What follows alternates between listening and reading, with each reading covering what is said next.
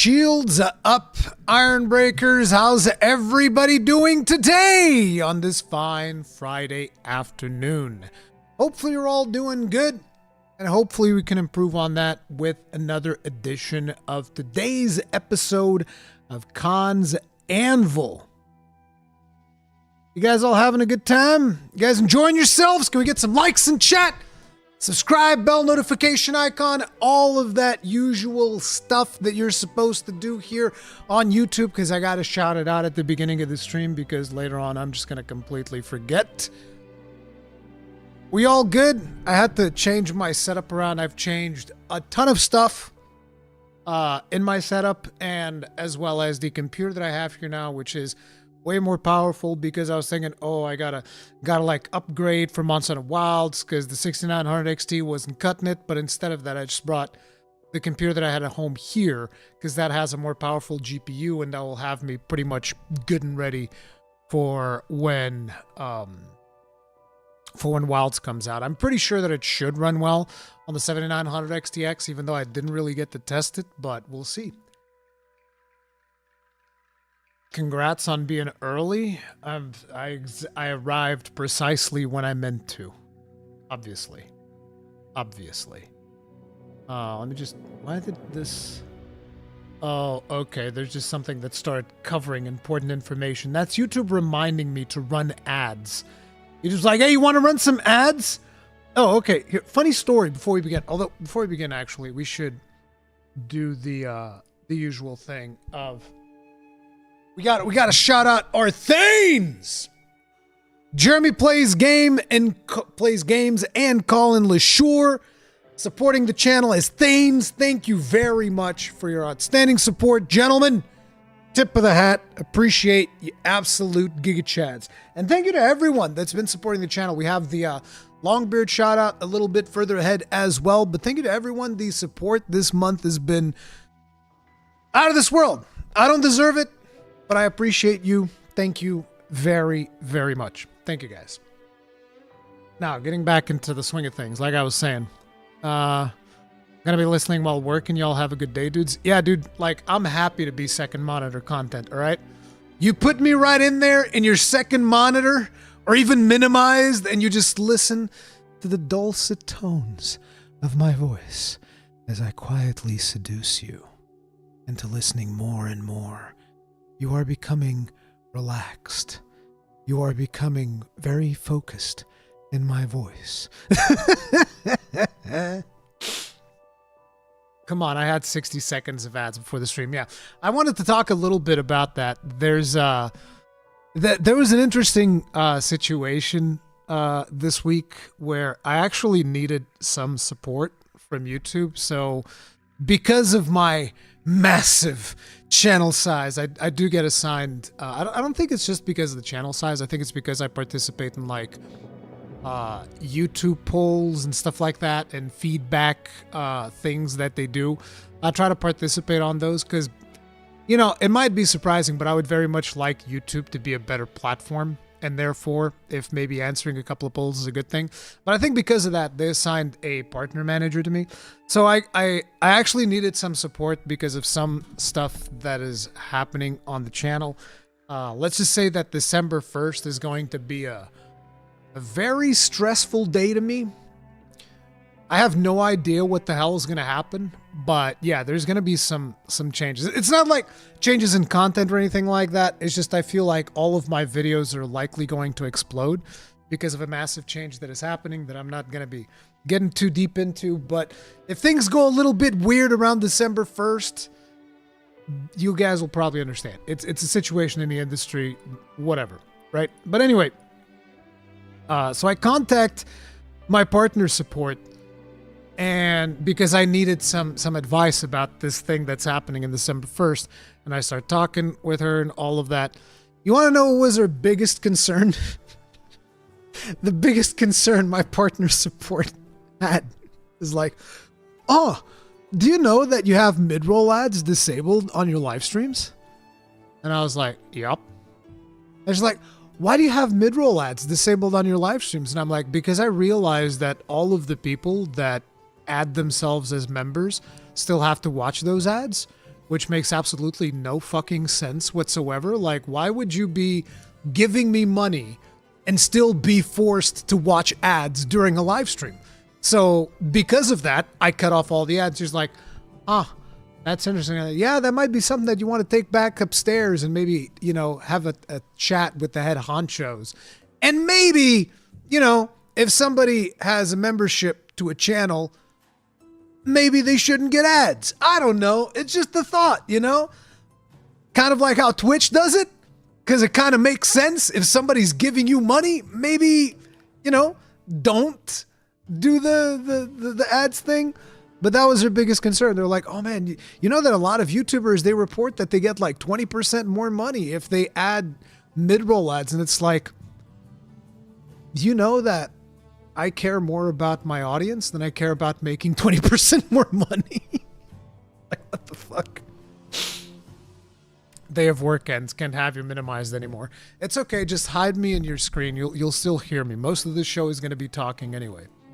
Good to see you up and stream it. I'll catch the VOD later. It's all good, dude. Get in bed, get some rest. I wonder why YouTube Premium is a thing. It is. You can get YouTube Premium, and a lot of people have YouTube Premium, but I'm pretty sure that not everybody here has YouTube Premium, and a lot of people that are subscribed as members, I don't want them watching ads. I don't think it makes sense. Not to mention that YouTube is going, I think they're going a little bit overboard on the ads, because every now and then I glance over the auto ads that YouTube places, because I don't even know if we have control on the mid-roll ads anymore, because I just put everything on automatic.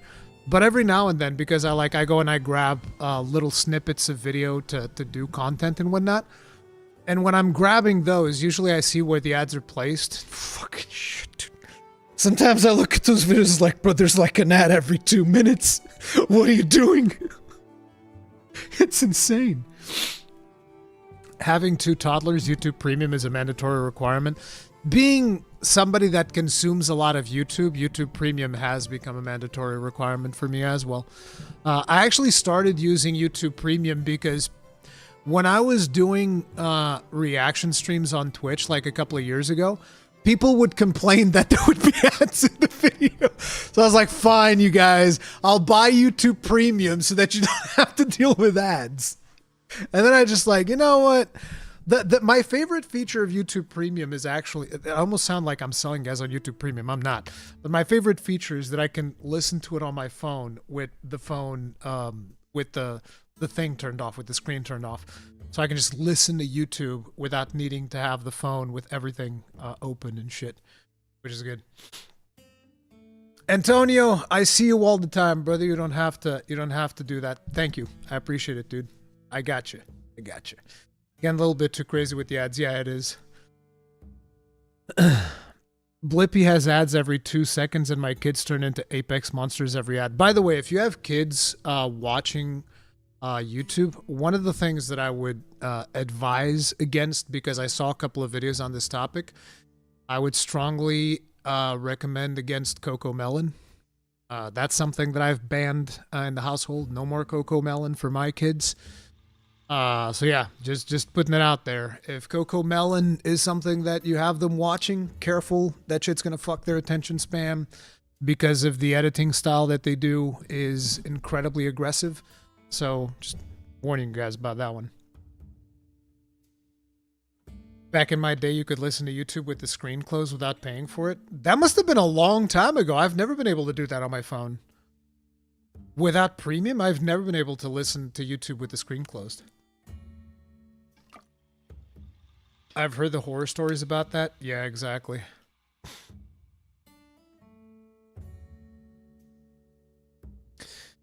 Everyone who I know has kids recommends against having them. Oh, recommends against having kids. So here's my experience as a father. Okay. Having one kid, that's kind of like the easy mode for children. It's like you're parenting on the easy difficulty. Having 2 kids, you're going to the hard difficulty. But the thing is, it doesn't really scale that much past 2, is my understanding. It's like if you get the 3, it's like the difference between New Game Plus 2 and New Game Plus 3 in Dark Souls. So it's not as hard, I think. But my only experience is with 2, okay? I'm only on New Game Plus 2. But I'll tell you what, bro. 2 is like 90% harder than 1, especially if they have different genders. If you have, a boy and a girl, end me, dude. End me. Sometimes, bro, it is crazy. So that's what I'll say about parenting. But the thing is, even though, it's hard, if you can't afford it, like if your financial situation is stable enough, the one thing that I can say is there's nothing else like it. There's nothing else like seeing their smile and seeing them come running up to you excited because you're home. Or even just like when they show up in here and just run up to me and shit. There's nothing like it. Okay? There's nothing like it. It is what it is. In my opinion, young kids shouldn't be allowed on YouTube without adult supervision. Well, Tango Tay, you got YouTube Kids. But yes, still, definitely adult supervision. I keep tabs on pretty much all of the stuff that my kids watch. No, and definitely no TikTok, no nothing like that. Anyways, it feels like we're not really talking about gaming. But I mean, you guys brought up the kids stuff, You guys were the ones who brought it up. Children will simultaneously bring the most pain and the most joy into your life. Yeah, tell me about it. It's a funny thing. I have this situation at school right now where you guys know that I put my kid in jiu-jitsu. One of the reasons is because of the mental discipline that provides a child. Learning a martial art gives you a lot of mental discipline, which is something that my kid requires, because I'm pretty sure that he has ADHD. It's not like diagnosed or anything, but it does have problems when it comes to sleeping times and all that stuff. And jiu-jitsu, I felt like, was a tool. Jiu-jitsu was also useful to build up his confidence because he got pushed around a lot in his first year of school, and a lot of times he would come home like bruised and shit like that, and I had like some serious problems with school. And so now he knows jiu-jitsu, so now every time anybody lays hands on him, he's gonna beat him up. Now, this is not the intention of me teaching him jiu-jitsu. Is not like, hey, anybody fucks with you, fuck him up. But I do tell him, you never start fights. You never start fights. But if somebody starts wailing on you, and the people at school fucking do nothing, you put that kid in the ground. You fucking put him in the ground, you put him where he belongs, and you make sure he never fucks with you again. That's what I tell my kid. I would rather him be peaceful, but all of these kids at school, they keep fucking pressuring him, and I was like, I don't care. So apparently, yesterday he was at school, and some kid just started like slapping him, and because in jiu-jitsu, you just fucking grabbed him and threw him over the shoulder. Just fucking slam this kid into the fucking ground. And they grounded him for it. And I was like, I don't care. Listen, your kid comes up to my kid and fucking starts slapping him out of nowhere. I don't give a fuck if your kid gets thrown over the shoulder, okay? Fuck around, find out. That's how it goes. Yorick, thank you very much for the souls. Tip of the hat, appreciate the support. Thank you. So it's like, dude, it is what it is. I don't care. Like, you guys need to understand the psychological thing that it is. I kept seeing my kid in first grade coming home bruised with scratches, like all messed up, psychologically completely demotivated. Now he's just like, yeah, Dad, so I grabbed this kid and I fucking threw him over the shoulder. I was like, well, that's too fucking bad for the other kid. Is he hurt? No, I didn't throw him too hard. And I was like, all right. It's like, it is what it is. It is what it is, dude. Like, listen, I keep telling my kid, you never start fights. Never. If I hear about you starting a fight, I will fucking ground you. You will never start a fight. You will never use what you learn to start a fight. And this is actually something that they teach at the jiu-jitsu school. As a matter of fact, first day that I was there with him, like, they were lecturing some kid who was being aggressive at school. And I was like, yes, this is exactly what I want. I want him to teach him this shit so that he can defend himself. And for the mental fortitude and all of that stuff, I don't want him to teach him this so that he goes in school and thinks that he's a badass and starts kicking everybody around. So I'm like, you never start a fight. But if anybody fucks with you and nobody stops them, you make sure you put them in the ground. You put them in the fucking ground. I can't say your name. X091. Thank you very much for becoming grossly incandescent. Tip of the hat. Appreciate support. Thank you.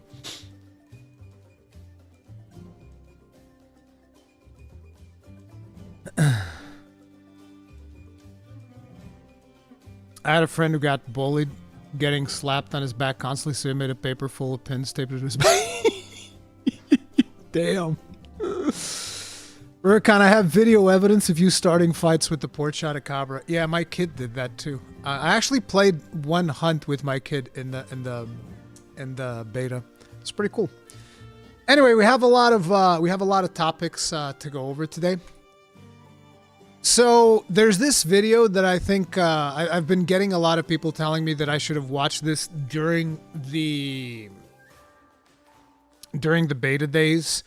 I never got around to watching it because I didn't have that much time. I mean, I feel like time has kind of been like a blur since beta. It's like everything's just going by so friggin' fast. So I'm finally watching it. This is the hit stop video from Blue Stigma. He says, if you felt the combat in Monster Hunter Wilds beta felt off, it's not just you, as this short comparison video shows. Capcom seemed to have reduced hit stop on most, if not all, weapon types in Wilds, leading to some weapons feeling worse than they did in prior games. So we're going to watch this real quick. Before I watch it, I'm going to link it to you guys. So you guys can do the Twitter thing. Like, retweet, do all of that stuff. I'm going to do that right now. And let's have a look at it, shall we?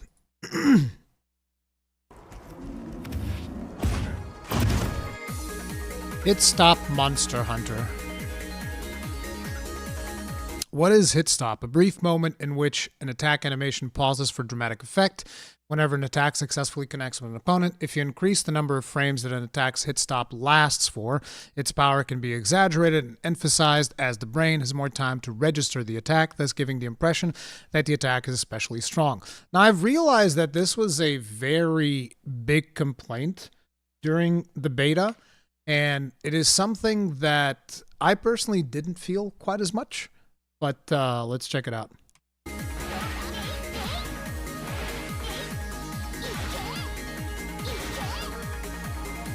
There's an example in Monster Hunter. Let's look at the script of switch hacks, overhead swing, and MGU, and count out how long the hit stops last. That's a chonker of a hit. The overhead chop is one of the switch hack's strongest attacks. Hit stop in the stack hits for 8 frames. MGU runs at 30 frames a second. That's roughly 1/4 of a second that your eyes can process the weight of this attack and understand it's pretty damn strong. Let's look at the same attack in other entries. El Renatos, thank you very much for being grossly incandescent for 5 months as a long beard. You giga Chad. Tip of the hat. Appreciate the support. Thank you. I did not notice it that much. I wonder if Charge Blade was not hit as hard by it. Yeah, but one of the ones that I would say probably I might have noticed it a little bit more was Sword and Shield. I think that Sword and Shield didn't feel particularly impactful, but I tried not reading too much into that. But yeah, that might have been one of those. World, 60 FPS, 13 frames of hit stop, so roughly 1/4 of a second in Monster Hunter GU. 1/5 of a second in World. I mean, it makes sense that it's less in World because it's got 60 FPS and World is, I would say maybe a little bit faster paced than GU. Maybe, kind of. Well, it's more fluid as well. Rise goes back to 15, so back to 1/4. So Rise actually increased the hit stop of this move. Feels pretty impactful. In Wild, 60 FPS.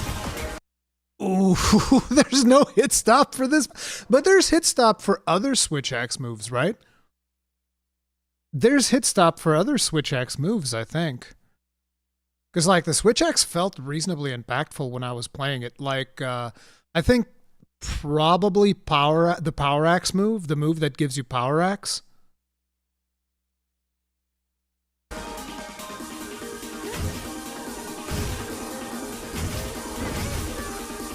There's some hit stop there, like it's not actual hit stop as in the frames stop, but if you pay attention to like the upswing here, you can see that it's a little bit slower to like create the illusion of resistance. Let me also lower the volume here because this is mostly just music. Like, look at, like, you see how you can see that there's some resistance when the hit connects with the monster? Like, even right there, you can feel a little bit of resistance. There's just not actual hit stop, which is interesting. So that's why I still had the perception that they're slowing it down rather than doing straight up hit stop, and I guess that looks less impactful. Like right there, this is the move that I was talking about. I don't think that on Twitter we can slow things down, right? Oh, there is playback speed. Let's go to like 75. You see how there's like a moment there where there's no hit stop, but the animation clearly slows down. Like, see, when it connects, it's not just like a movement that is weightless, right? That's the one thing that I would point out. Like, look particularly on the upswing here. Every time the hits connect, the attacks slow down. Like, even in here, slows down during when it connects with the target a little bit. It's not weightless, right? That's the thing. So it's not a hit stop. It's just like it slows down because it connects. But I get it. I get it that for a lot of players, they would prefer to have the hit stop because it feels more impactful. And to be honest, when it comes to this stuff, I'm kind of like neutral. I didn't feel it that bad, except potentially for Sword and Shield. Sword and Shield did feel a little bit more weightless than what I'm used to. Hit stop is an essential part of any action game, adding emphasis and impact to the player's attacks along with good sound design and accompanying hit effects. While some stronger attacks still seem to have hit stop in Wilds, many attacks which had hit stop in past entries have less hit stop or don't have any hit stop at all. Without hit stop, many weapons feel more limp and less impactful than in prior entries because the animations don't emphasize their impact nearly as strongly.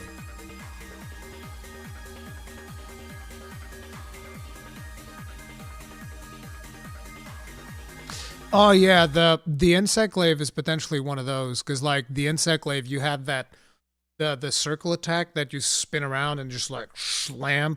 That attack had a chunky hit stop.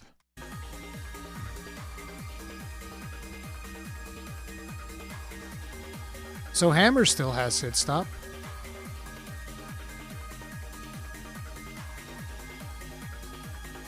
Ooh, ooh, man! When you see, oh, oh no, oh no! And it's the insect glaive on top of it. Damn, dude, fuck. Yeah, when you put it side by side like that, that's fucking rough, dude. Look at that. Like you can clearly see the hit stops, and in here it just keeps flowing, which gives it a more floaty feel. There's almost no hit stop on the left side. There is a hit stop there. You can see it on the big swing, like this one, the one where he jumps in the air. Like that one has a hit stop, but it's very, very little. It's got these slowed down animations that I was talking about that we showed during the switch axe. But yeah, when you look at it side by side with World, yeah, in World it just feels better because of the hit stop. Yeah, I agree. I can see it now. And even the greatsword loses a bit.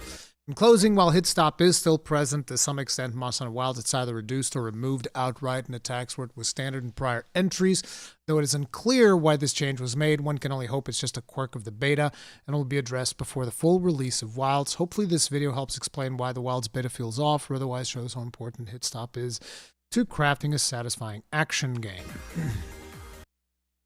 Yeah, I agree. I do agree. I didn't notice it that much, but that also makes me curious. Like, did you guys notice it in the beta? Let me put up a poll. Let's check this out.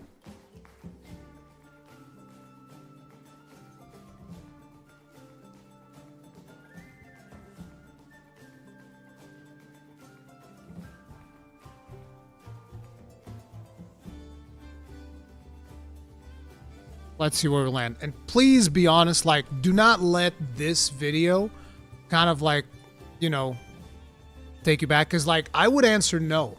My answer to this would have actually been no. I didn't notice that much of a difference. Like I said, with the exception of sword and shield, and even that I attribute it to like, well, I'm just haven't gotten used to this sword and shield, so maybe that's why it feels less impactful. But no, there's definitely less hit stop to it.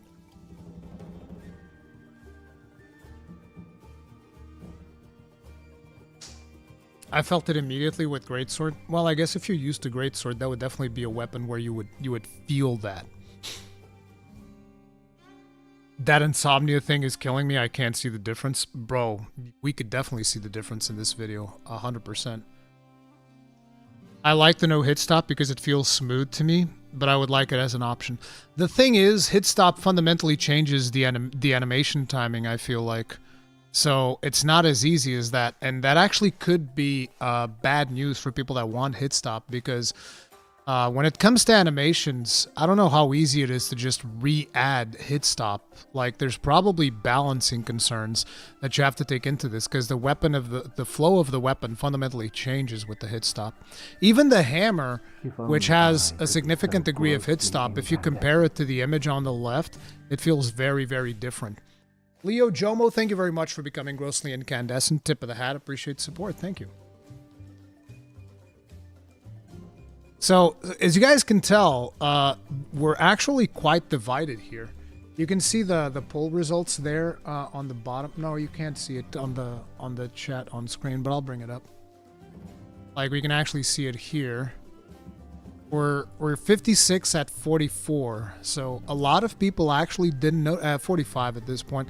A lot of people actually didn't notice it, which is not surprising. But then again, like I said, for me, it is also the case that, like, look, anything that happened during the beta that I might not remember exactly, I'm going to blame it on the fact that I had to do 2 nightly live streams starting at 2:30 in the morning. All right? And I'd do it again, too. I'd do it again. I'd do it all over again. But yeah. I can get it. I can definitely see it now. It was something that I didn't notice it that much, but I definitely notice it now. Probably just a beta thing and not a deal breaker. I hope so. I hope that they can add that because I don't see a negative to them adding that. Ask them how many of those played longsword, bro. I don't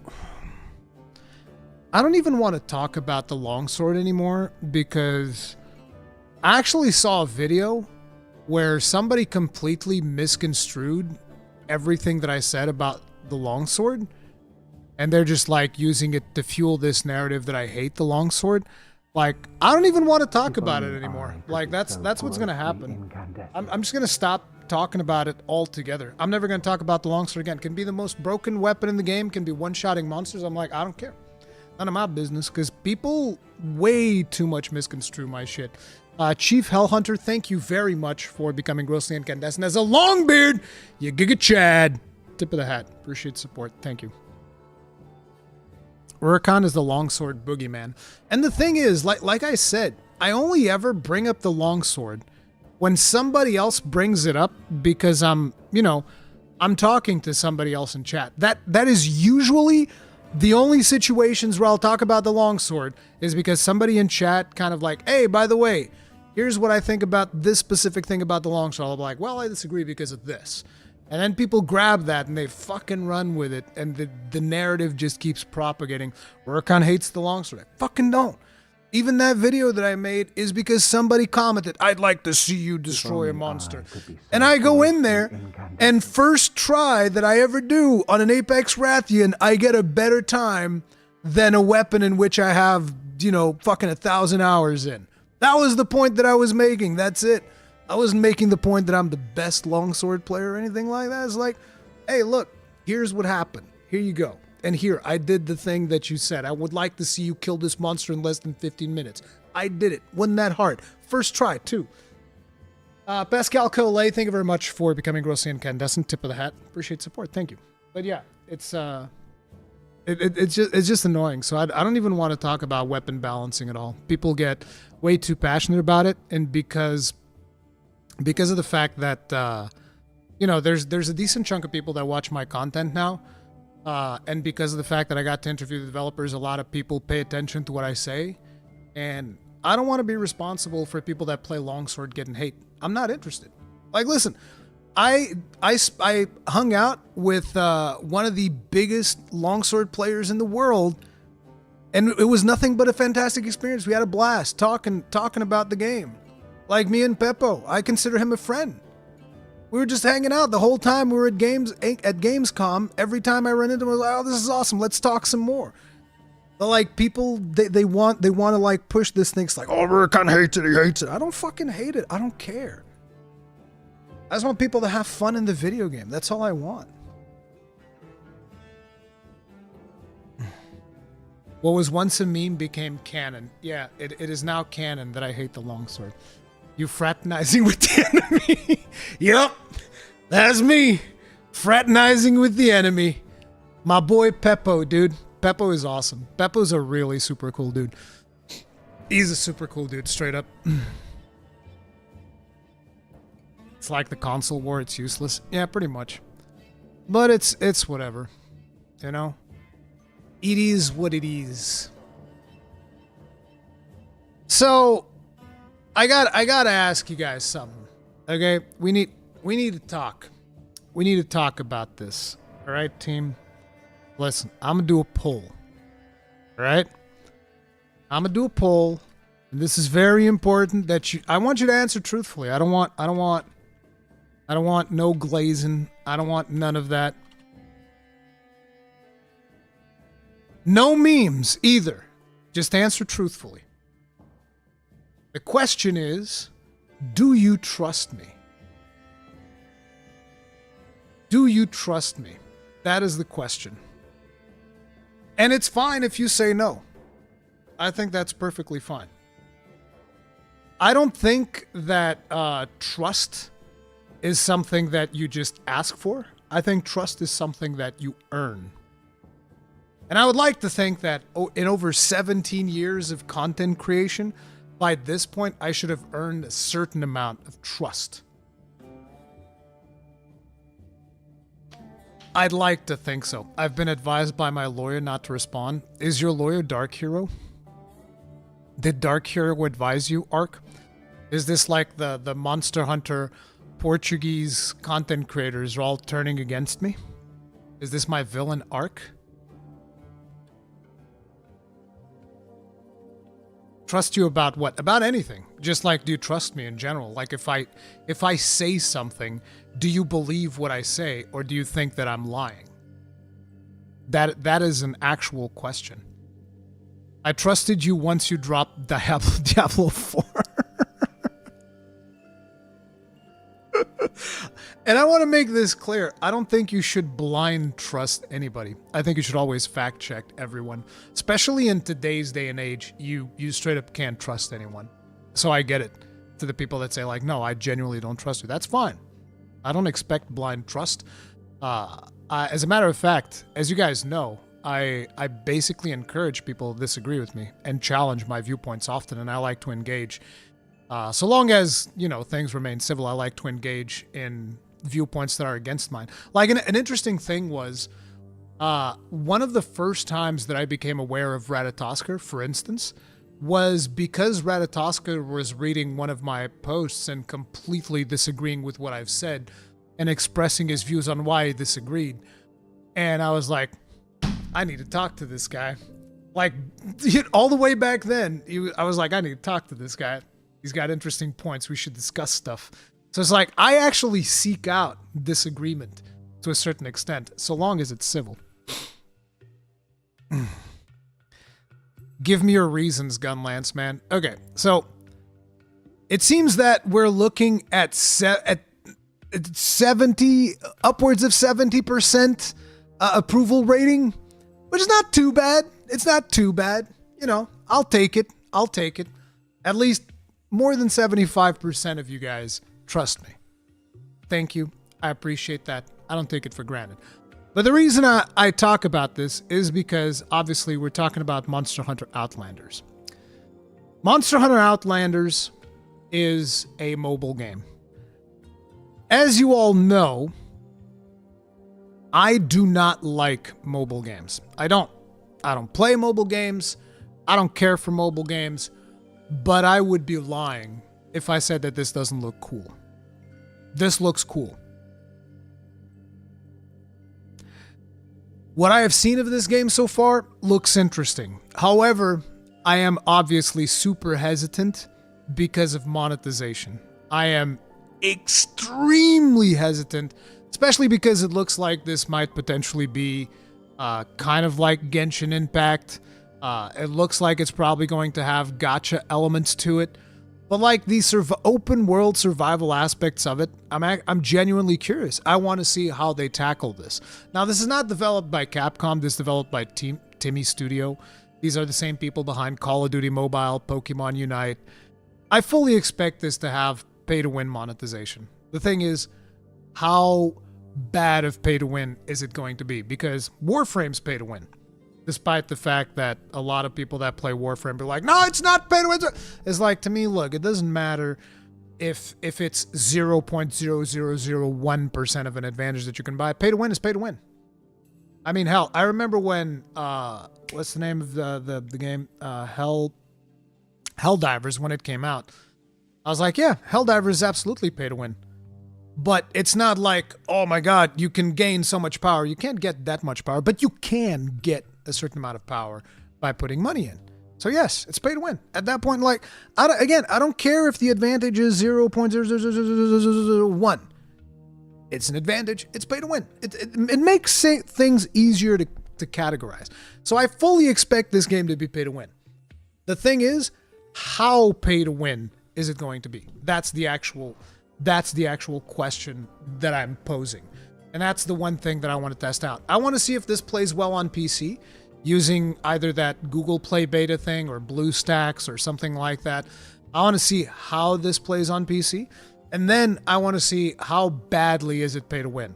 Like, can somebody have a reasonably fun experience playing a Monster Hunter style game for a good while without paying money or not? Because I'm going to play the game completely free to play. When I do play this, completely free to play, which is the same thing that I even did for Wayfinder, because I had Wayfinder tokens. I could have asked the developers for more Wayfinder tokens for free if I wanted to, but yet I've played the game completely free to play, because whenever I play a free to play game, I'm like, no, we have to see what the experience is like for the base free to play user. And that's the same thing that I'm going to do here. I'm going to jump in, I'm going to see what it's all about, and then I want to come back and I want to report on it and see, is this a game that people are going to like? Is it not? It is what it is. As long as I can earn whatever they're selling in game, I do not mind. I do not like microtransactions. You cannot earn it in game. The problem is, how long does it take you to earn it? That's the thing. And that's where you get into the scale. We know it's going to be pay to win, but how pay to win is it? Is it going to be like, okay, I can grind for 10 hours and I will have the same as a player that spent like $20? I'm like, it's like, But if it's more like you're going to have to grind 200 hours to get something that a player paid $20 for, and I'm like, all right, that's a bit much.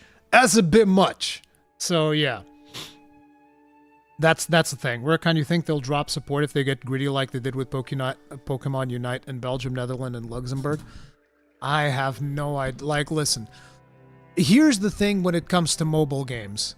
I have no idea what they're going to do because I don't play mobile games. There's never been a mobile game that I've been like, oh man, I'm chomping at the bit to play this thing. There's never been one.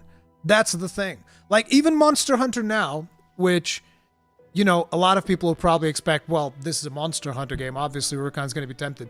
Not even a little bit. Never gave two fucks about Monster Hunter now. I look at Monster Hunter now and I was like, doesn't seem like anything I'd fucking care for. And the reasoning is because if you look at Monster Hunter now, it's not really Monster Hunter, it's Monster Fighter. I mean, the monster is literally an arena. It's not like you can get away and you're just like strafing around the monster, beating the shit out of it. It's straight up Monster Fighter. And at that point, I was like, I have no interest in this. Like, I don't care. I don't care about this at all. The monster is basically a glorified training dummy in Monster Hunter now, from what I can see. And in here, it's different, because the monsters looks like they can actually roam the open world, and, it's more of the hunting experience. That's why I'm curious about this.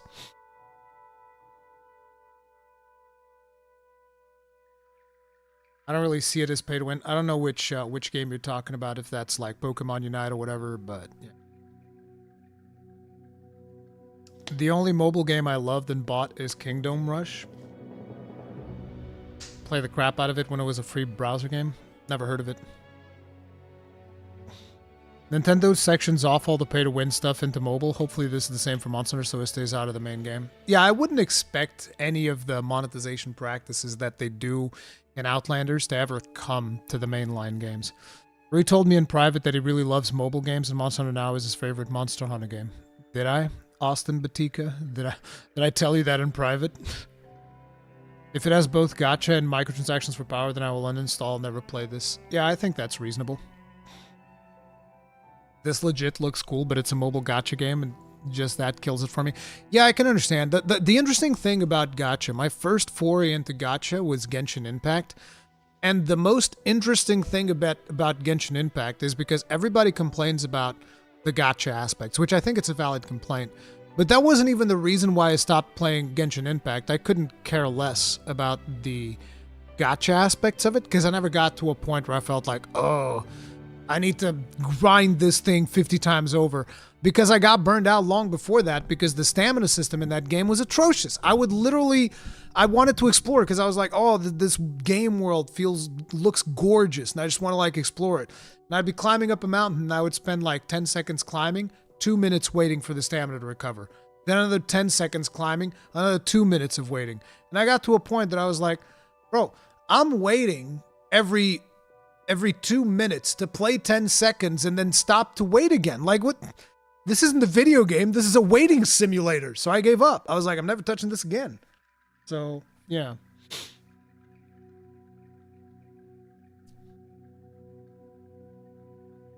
Yeah, Limox 12, that's why I'm saying I want to look for a solution to play it on PC.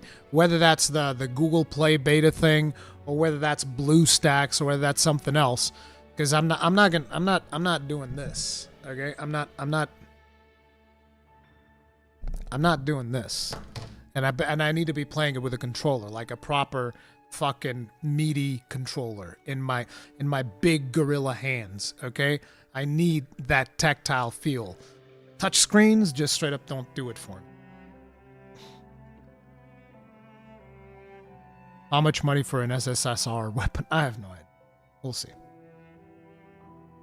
After trying the Wilds demo and seeing this, I'm losing passion for Monster Hunter. Feels like it's really losing the identity I love. You didn't like the Wilds demo? I loved Wilds. And again, my focus is going to be Wilds. Like, this is very much like a side thing that I'm curious about. But my focus is Wilds. Make no mistake. But yeah, it's just, you know, it's going to be something that I'll be interested in checking out and seeing it. I just want to make sure that people are aware that this is not going to be like, oh man, they bought Rurikhan, they got him. No. If anyone was going to buy me, it'd be fucking Raid Shadow Legends with all that fucking money they threw at me. And they still didn't get me, so... Like, basically the point is, listen, with the amount of money that I was offered by Raid Shadow Legends, if I didn't take that, I highly doubt that anybody's ever going to be able to buy me. It is what it is.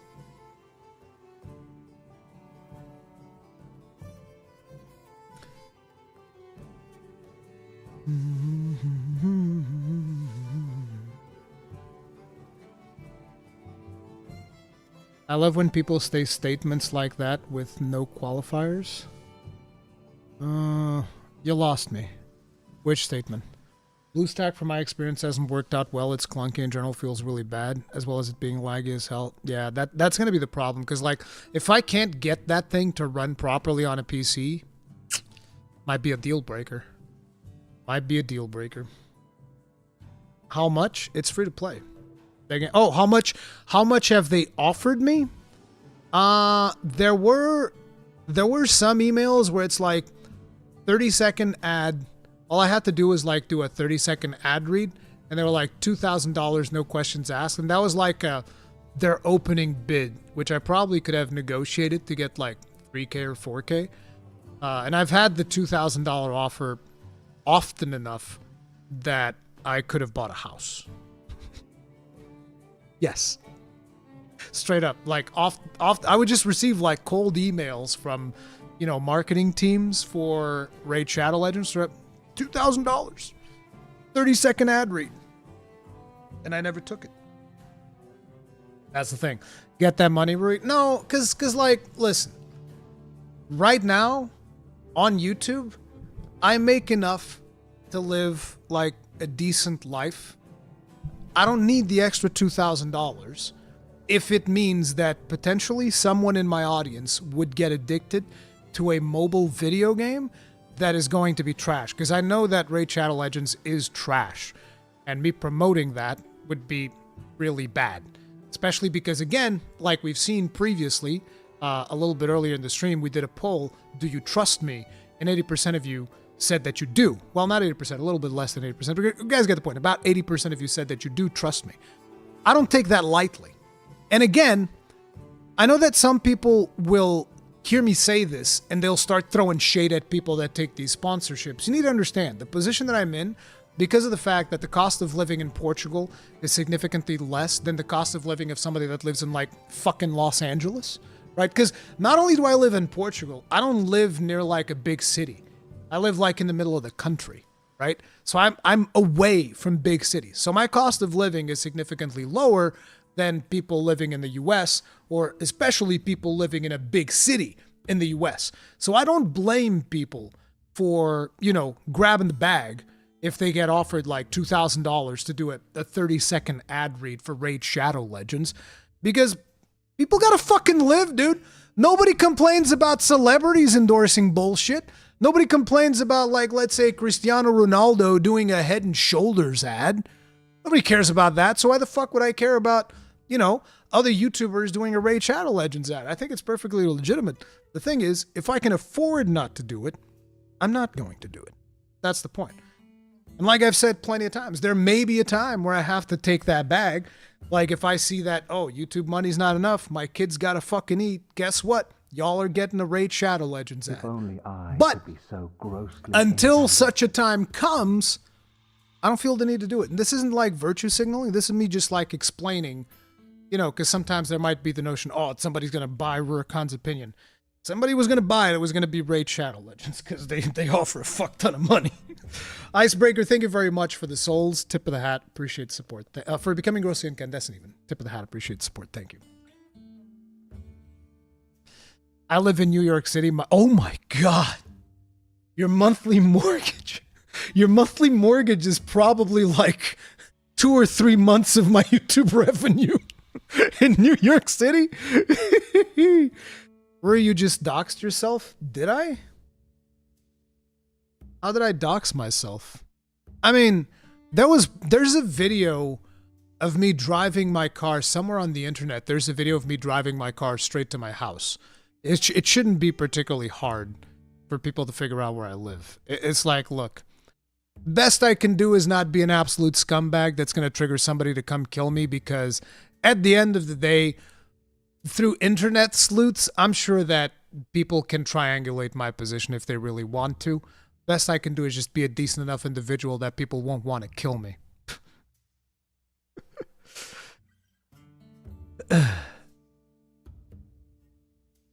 Very glad to hear your ethics are sound in addition to your impeccable taste in video games. Oh, thank you, Icebreaker. By the way, Ruri, please try Bloodborne PC. It's gorgeous now with the reshade and add-ons. I'm not the biggest fan of emulating games, because like I've had bad experiences where I would like emulate a game and I would play it to a certain point, then it would crash and I wouldn't be able to progress. I've had that happen to me because I used to be really big into emulation when I was younger. So I would emulate everything. I'd be like, oh fuck yeah, dude, I'm emulating this, emulating that. Like one of the games that I played a fuckload of was Tekken 3. I emulated the crap out of Tekken 3. But the thing was, like I said, there would always be limitations where the games would crash, and I hate, being invested in a video game, and then it crashes, and you can't continue playing it. I hated that. Yes, I will do something with character creations. In case you guys don't know what Icebreaker is talking about, I did this thread when the beta ended. I think was when I did this thread on X. Let me see if I can find it. It was really cool. I absolutely loved that. That's probably one of my favorite threads that I've ever done on X. See if I can find it here, because like I post so much garbage on X. I'm posting on there all the goddamn time. But it was a really cool thread. It should be. Where is it? God, I love the fact that I made this compilation of the tracks. It's so cool.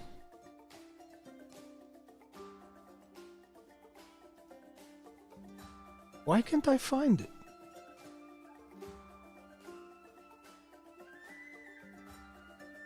Oh, here it is. It should be this one. Yeah.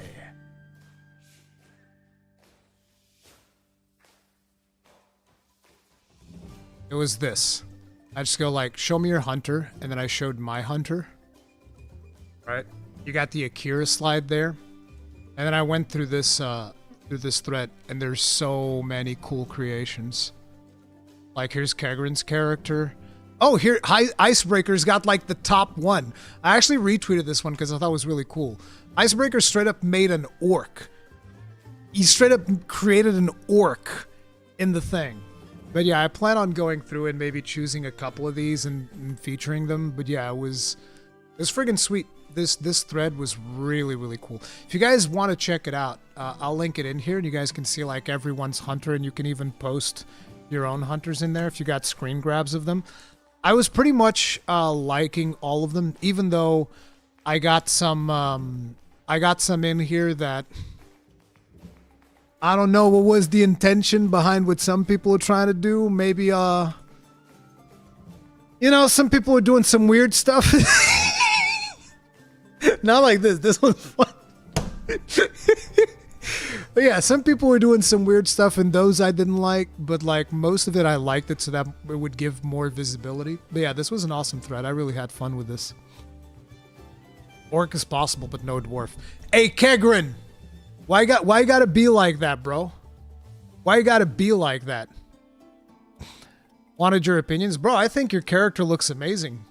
Although I would love to kill it, because I like killing greenskins, because I'm a dwarf, okay? I get it that you're on the orc side, but me, I'm a dwarf. I'm firmly in the field of we gotta kill all the greenskins, gotta put them down. But that doesn't change the fact that your skills in the character creator were pretty impressive. Like when I looked at it the first time, I was like, no, wait, how do you get the teeth? And it was a tattoo.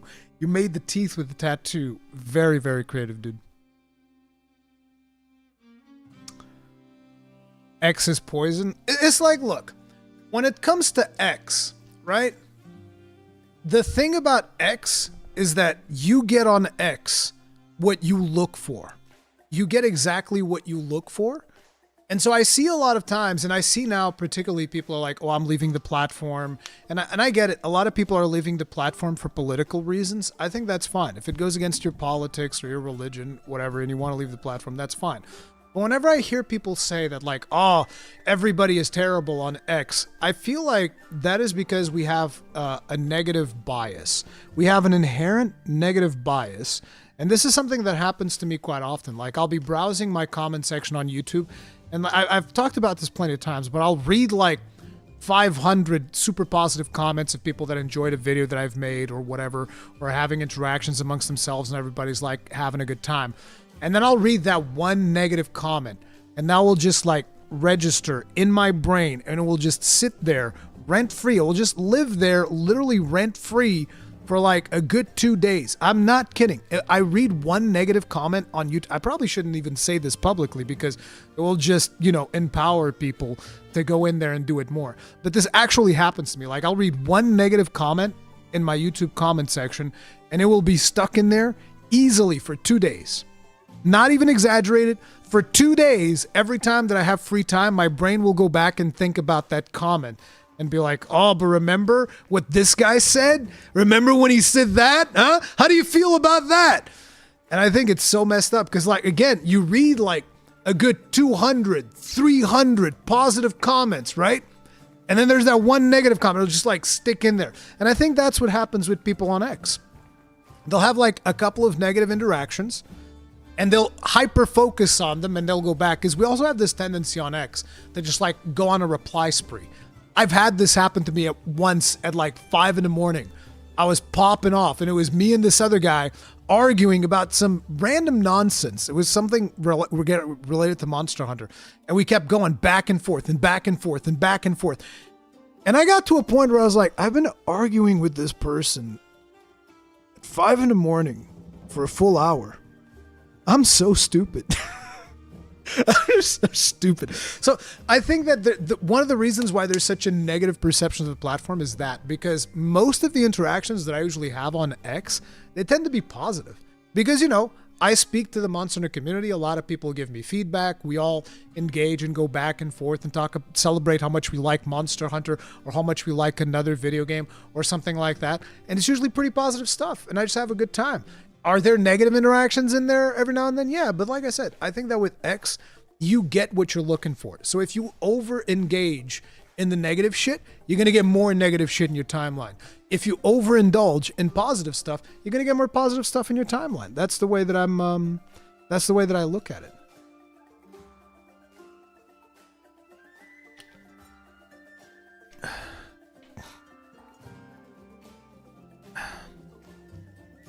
Stay away, far away from Reddit, echo chamber of tears.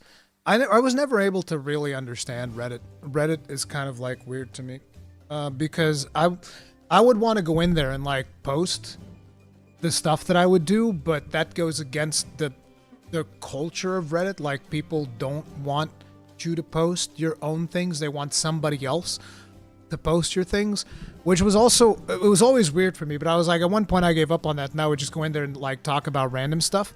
And I remember at one point I went to a forum, it was some Nintendo game, and I said something, and it wasn't like a bad thing. I got instantly banned. I couldn't even understand why I was banned. I was like, wait, what? It was just a mild thing about something that I had noticed in a video game, and I was just trying to have like a conversation about it, and I got instantly banned. I couldn't even understand what happened. So yeah, it was weird. It was weird. People get paid for posts, so you got lots of blue check marks purposely trying to start stuff. Definitely felt much better going to Blue Sky. Yeah, the thing to me is like, I've done the whole thing of building my socials up multiple times. I just feel like I'm too old. I'm too old to go through that again in another platform and have to learn the intricacies of how that works. Like, I remember when everybody said, oh, Threads is the next big thing. Threads is gonna, like, you know, it's gonna murder Twitter. And it seemed like there was a lot of momentum, and I was like, all right, that sounds interesting, but it's fucking Facebook, and I can't fucking stand Facebook, so fuck them. And, you know, just as quick as there was all this momentum on Threads, it was gone within the space of a week. Now imagine if I had invested, because like, the most precious thing to me nowadays is my time. It's literally the most precious thing that I have is time. Now imagine if I went in there and I was like, all right, let's put in some man hours into developing my social presence on Threads. And then it dies a week later. I'd be like, what the fuck, bro? So it's like, would I like to be on Blue Sky? Yes. Do I have the patience to build myself up on another platform? I don't. Like, listen, I've had to give up on a channel once on YouTube, my very first channel. I had to give up on it because it got like stuck in partnership limbo, and I had to start from scratch there, and that was hard. So it's like starting stuff from scratch, especially nowadays, it gets harder and harder. So yeah. Speaking of Nintendo, did you talk about Xenoblade C Chronicles remaster for Xenoblade Chronicles X remaster for Switch yet? I've talked about it on a previous Cons Anvil. I'm super pumped about it. It's going to be so good to actually replay that game. Super pumped. Blue Sky is just as worse in my opinion. I don't know if Blue Sky is better or worse than Twitter. At the end of the day, you know, if everybody moves over to Blue Sky, you're just going to have a different version of Twitter. I saw a post recently on Blue Sky from, I don't know if it was a developer or some kind of like games journalist. I forget what it was because it was in a video that I was watching earlier today. And they were wishing death on a bunch of people. And I was like, it seems like they have they're wishing death on that platform as well. Seems like same shit, different color. So, you know, it is what it is. But I get it why people want to move from Twitter, and I would love to be able to just like do Blue Sky. The thing is, putting in the effort of building another social media platform, I'm just too old for that. I think I'm gonna go down with the ship. Go down with the ship, you know? X goes belly up. I only do stuff on YouTube moving forward. It is what it is, you know? How do you feel about Ghosts of Yote? I'm excited to see what that team's gonna do. I kind of miss Jin Sakai, which was interesting because I remember seeing a lot of games journalists like Virtue Signal.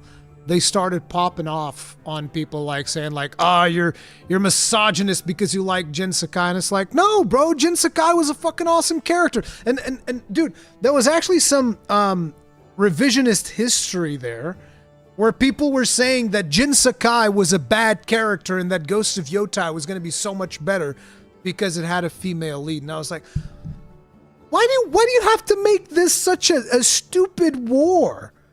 Why is it like, why can't Ghost of Yote be good and Ghost of Tsushima be good? Why does Ghost of Tsushima need to be bad for Ghost of Yote to be good? That was so weird to me. When I started seeing, you know, journalists just blatantly shitting all over the character of Jin Sakai. I was like, the fuck do you mean? Jin Sakai was an awesome character. I love the story of that game, which, by the way, that game was robbed blind that year of getting Game of the Year in favor of Last of Us 2. You are joking if you think that Last of Us 2 is half of the game that Ghost of Tsushima is, okay? This is just a straight up fact, all right? We're not talking about the same league. It's not even the same fucking sport, all right? Ghost of Tsushima is way better than Last of Us 2 can ever even dream of being. That is crazy. So it's like, when you ask me if I like Ghost of Yote, hell yeah, I want to see what the team is cooking. I don't care that it's a female lead. This bothered me. Would I have rather seen more of Jin Sakai? Fuck yeah, because I love Jin Sakai. And it seemed like... Oh, right. I never did play the DLC. I need to go back and play the DLC for that. I never did Iki Island because I was busy with something else at the time and I never got around to doing it. But yeah, I remember that when the game finished, there was still like more stuff to do. The journalists are mad because their potential money for Ask Creed got stolen for bot reviews. What the fuck? That's crazy. I will say a day one release on PC for the new Ghost game would be cool. It would, but it's probably not going to happen. Yeah, I never went back to the DLC either, Watt. I should go back and play a DLC because I love Jin Sakai. Jin Sakai was an awesome character. But yeah, I'm excited for Ghost of Yote. I think it'll be solid. The thing that bothers me is that I'm likely not going to have a PlayStation 5 Pro. I don't think I'm going to buy one. Unless they drop the price, because that thing is way too expensive. I'd rather invest in more PC hardware. There's a bunch of stuff that I want to buy to improve my PC that I would rather get that than buy a PlayStation 5 Pro at this point.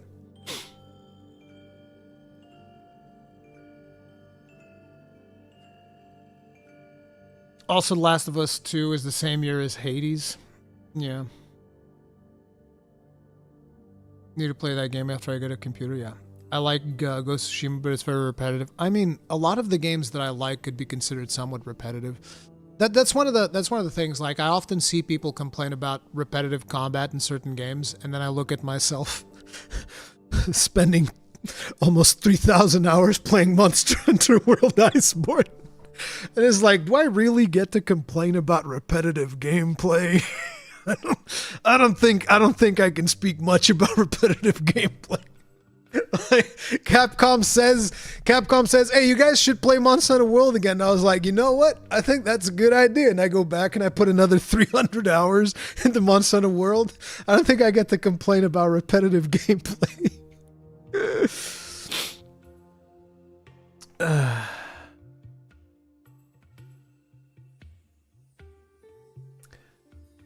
But anyway, this was something that came up. Me and Akalon talk about this in next week's episode of Mythic Banter. Gonna be released probably around Monday. But we saw this article and we talked quite a bit about it. This is a very interesting article from IGN by Sap Astley.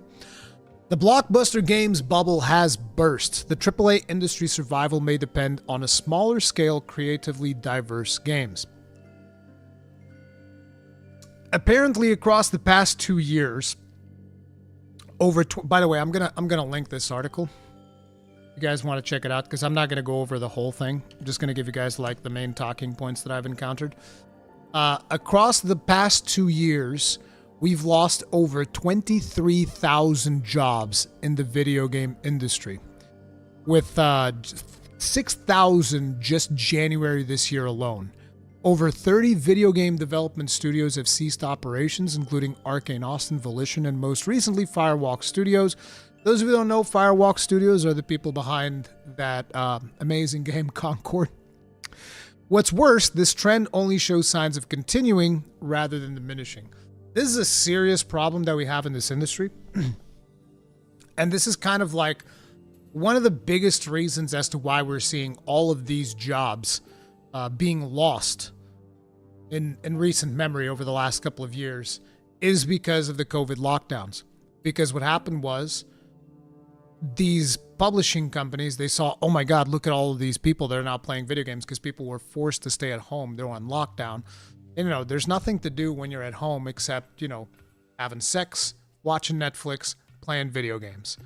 So a lot of people don't have girlfriends, so that rules out the sex part.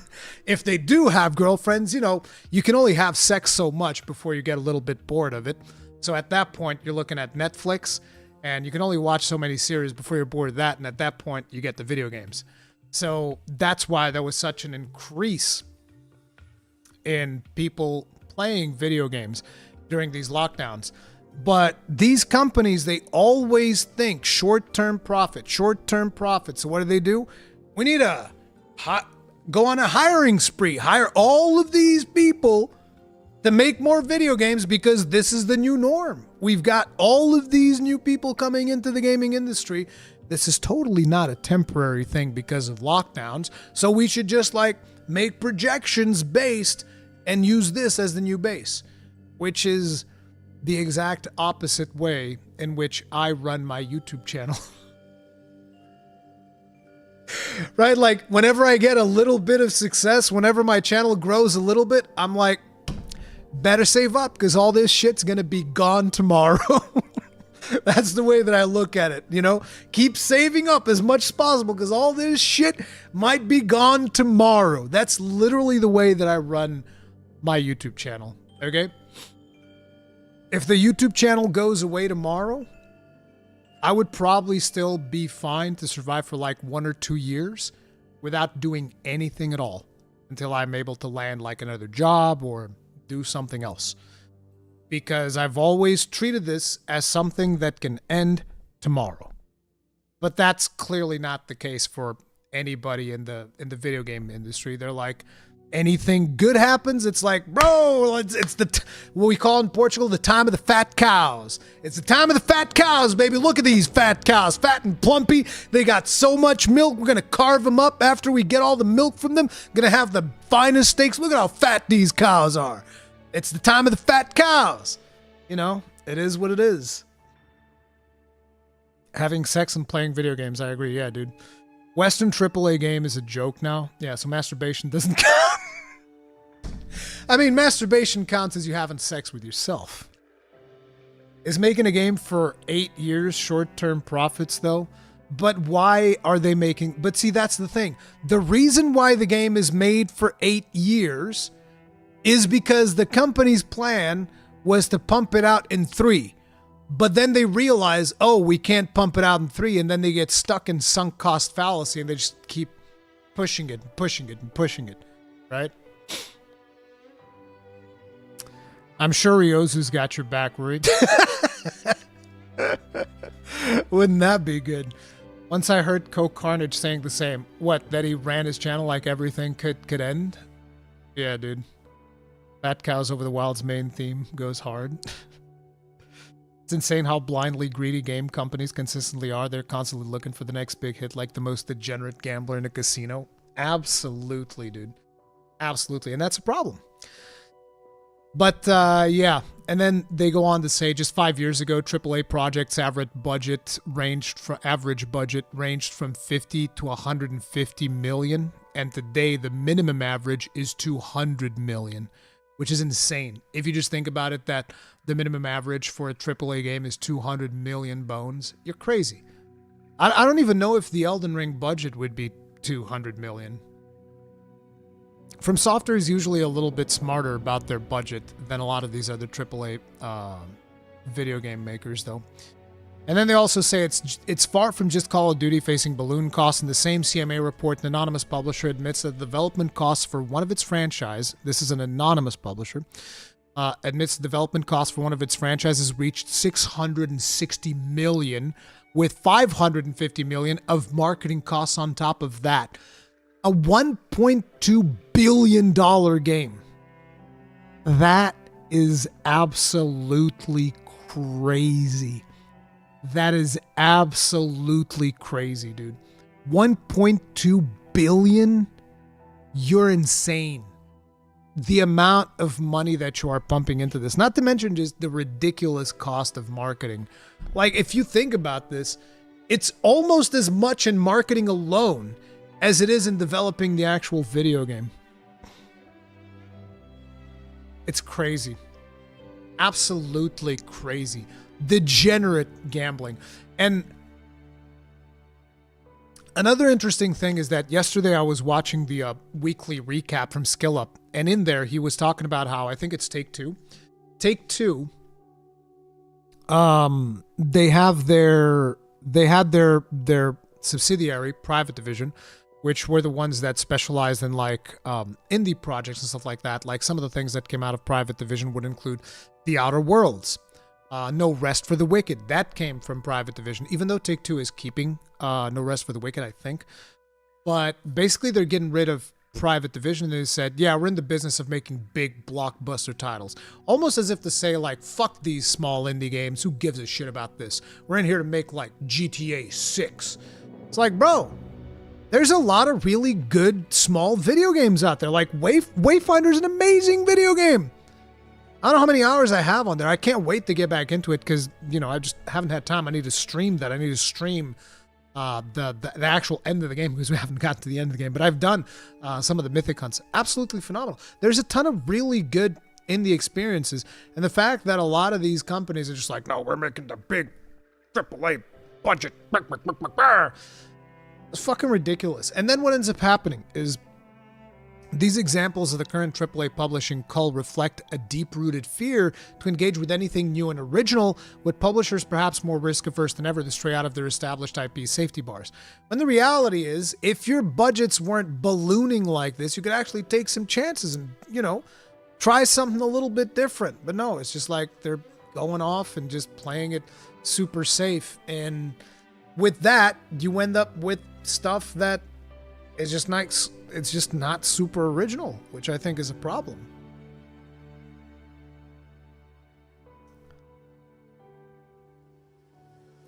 The biggest problem is companies see a successful game, they try to copy it instead of making something original that interests people. Yeah. By this rate, games are going to have bigger budgets than movie in like 5 years. Don't we already have bigger budgets than movies? We probably already do. I mean, that 1.2 billion, I think that's bigger budget than a lot of movies. But then again, the thing is, the video game industry right now dwarfs Hollywood. That's what they always say about movie budgets. Double it to include marketing. Yeah. Quadruple A games are the future, though, yeah. Rurikhan, when's the next Third Fleet episode comes out? Will you guys talk about Outlanders and the Game Award nominees? I don't know when I'm doing the next Third Fleet podcast. We'll have to see, because I still have to, obviously, we have to like massage Gaijin. We have to like slowly like get in there, try to get him to. It's a challenge, man. It's a challenge. It's a challenge to get Gaijin to do the show because Gaijin's usually busy with other stuff, right? Considering all of this, you think the industry's future will be in indie AA games? I don't know, dude. I don't know what the industry's future is. It's so unstable that it's going to be very hard to predict anything. Every CEO's wet dream is to print money like Fortnite, Call of Duty, Madden. Yeah, exactly. Same thing's been happening in the movie industry with companies focusing on bigger and bigger movies instead of playing it safe with medium-scale budgets. As you say, it's gambling. Yeah, dude. And again, everybody knows that the greatest movie ever made is Reservoir Dogs. And I bet that the budget for that was probably pretty small. So it's like, just think of all the great stories you can tell on a budget like the one that Quentin Tarantino had for Reservoir Dogs. It's the best movie ever made. It's fantastic. What would be Monster Hunter Wild's budget? I don't have any idea, but I would imagine it would be somewhere north of 300 million. I would imagine the budget for Wilds is somewhere north of 300 million. With potentially like 100 million in marketing or something like that. Again, this is wild speculation. I have no actual idea. Which company do you think will pull the trigger on the first quintuple A game? I don't know, dude. Reservoir Dogs is phenomenal. Absolutely. Reservoir Dogs is up there. I prefer Pulp Fiction. Pulp Fiction is amazing, but Reservoir Dogs is like a different texture to it. I also love Pulp Fiction, by the way.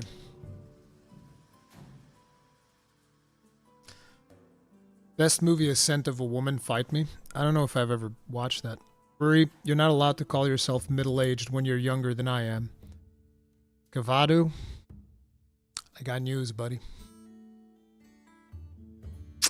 I got news, buddy. What is a quadruple A game? Skull and Bones. According to Ubisoft, Skull and Bones is a quadruple A game. I don't know, dude. What even is a triple A game? You know, if you really think about it, to me, I think about like, what is a cool ass game that I like playing? And the size means nothing, really. Big Lebowski. Big Lebowski is another amazing one, yeah. Ask Yves Guillemot, he made that shit up. Yeah. Monster Hunter Wilds is quadruple A. Monster Hunter Wilds isn't even out yet. I wouldn't start classifying how many A's there are in Monster Hunter Wilds until we have the actual game in our hands. Size doesn't matter, Rurikhan. That sounds like cope. Size doesn't matter. Sounds like a little bit of cope. You better get your oral game in check if you think that size doesn't matter. That's all I'll say about that.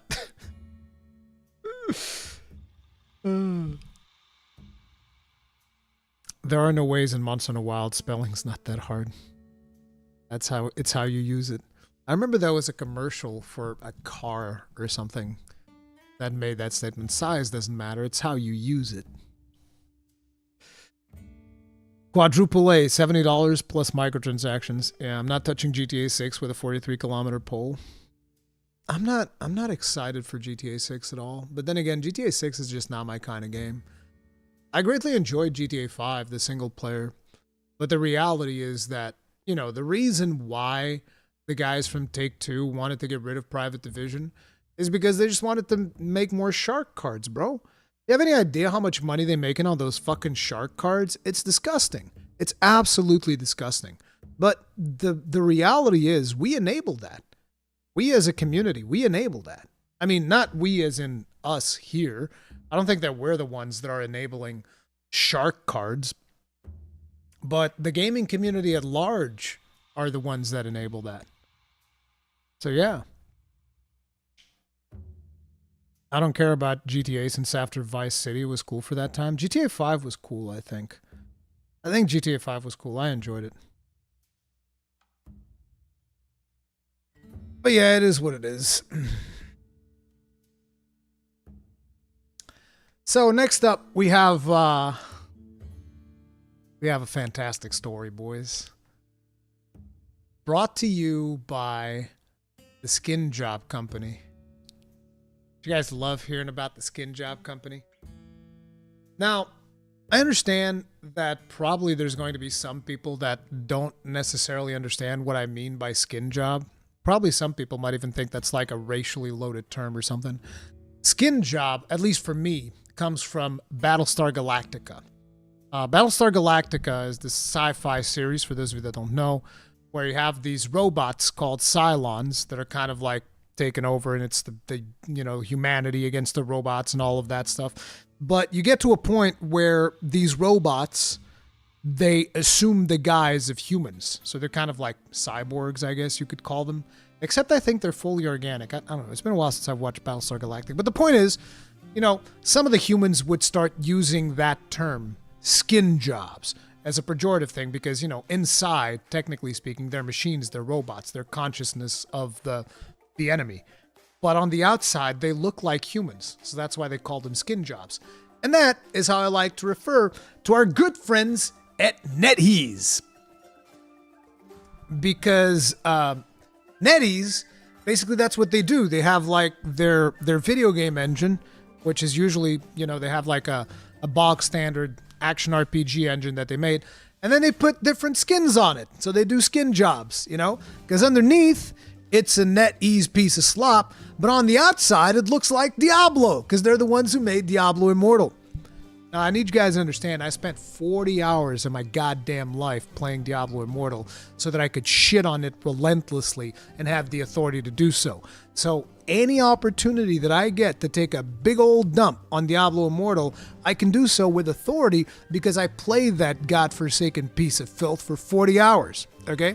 And I can tell you that it was a piece of shit. And I played all the content that it had available on release, and then after that, I deleted my fucking character, okay?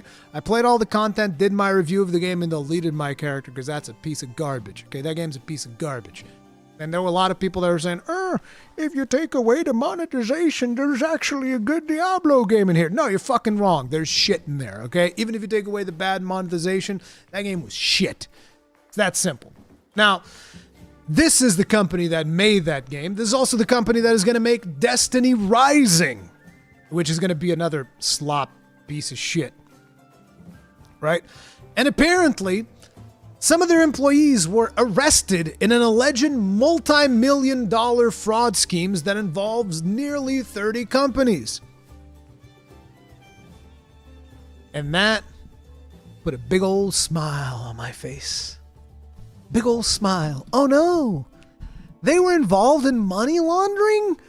This company that has no scruples about, completely destroying all of this IP that they're associated with in these obvious cash grab games? Oh no! Who could have expected this to happen?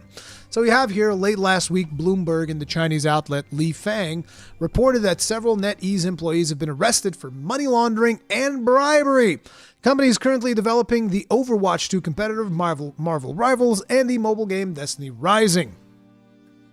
There's been a few estimates as to the extent of the fraud. Some reports indicate amounts up to 2 billion yuan, which is 278, let's round that up, right? $278 million.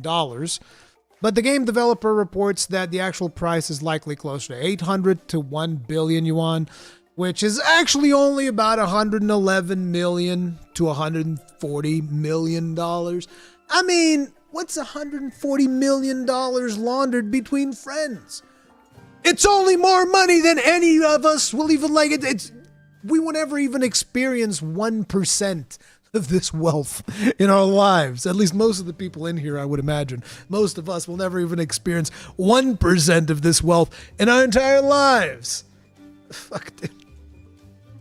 These people are laundering this shit. Good. I see this as an absolute win. They say here, a cornerstone of NetEase Games' guiding principles is to create and uphold a healthy working environment, a business environment characterized by fairness,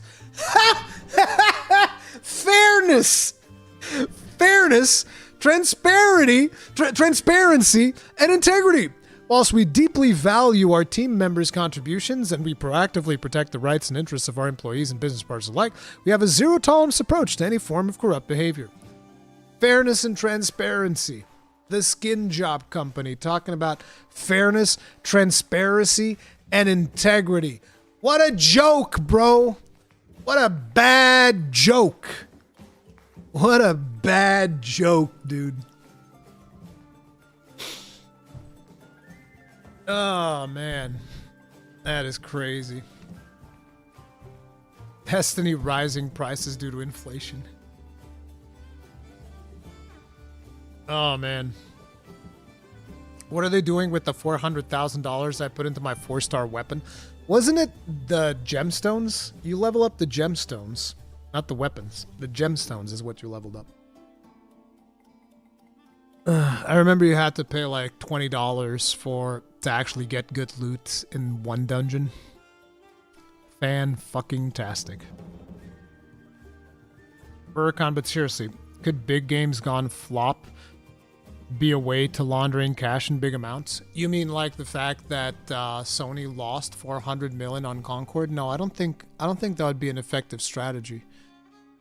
Because they'll probably end up losing way more money in terms of like credibility for taking a hit like that. I don't think that's a good way of laundering money. But then again, I'm a terrible businessman. You know, I should be forcing you guys to watch ads in my streams and, you know, constantly pushing memberships and doing all of that shit. I'm a terrible business person, so you shouldn't be looking to me to have a better understanding of what is appropriate for a business environment, right? At least that's what I think.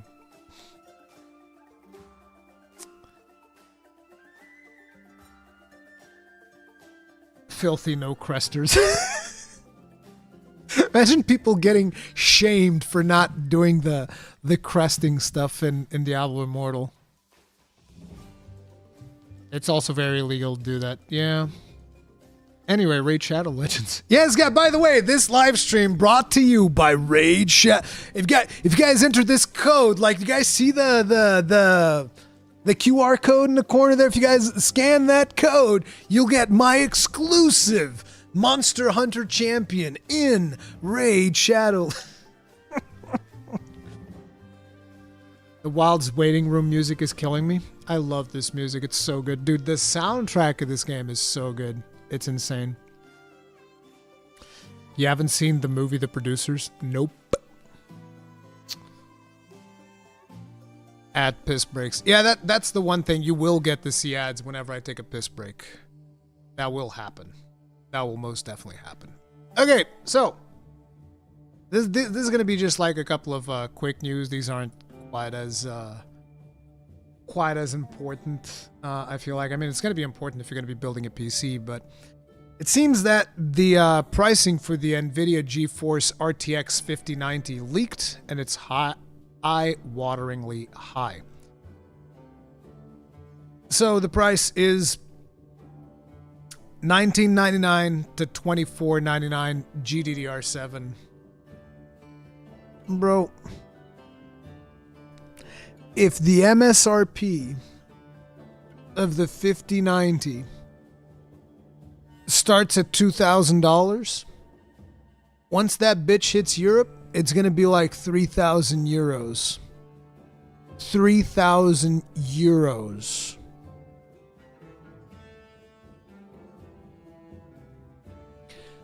That's what you get when you consistently go Team Green. It's like, oh yeah, Team Green, they're the best, let's go. Just like keep putting money on Team Green. That, ladies and gentlemen, is what we call a monopoly situation. And that is what our buddy Jensen is right now, okay? He's the monopoly guy with a top hat, funny mustache, and he's sitting in there with a big stack of... It's not Monopoly money, it's a big stack of cash. And he's coming to collect. Every step of the way, bro.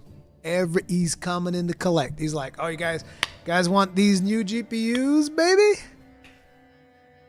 Starting price, 2,500 bones. Or if you're in Europe, 3,000. Because, like, the funny thing is, right? If we go to Newegg, like, let's just go to Newegg real quick. If only I could be so I say greatly Newegg because Newegg is usually, I think, where a lot of people get like their hardware. At least it used to be back in the day.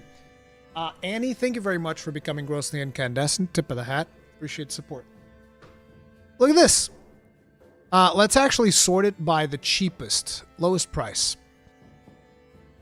So the cheapest 4090 that you can get on Newegg right now is 1,900 bones. 1,900 bones. Now let me show you what that's like in Portugal. Now, I use this store a lot of the times because I've had good results with them. They have good support.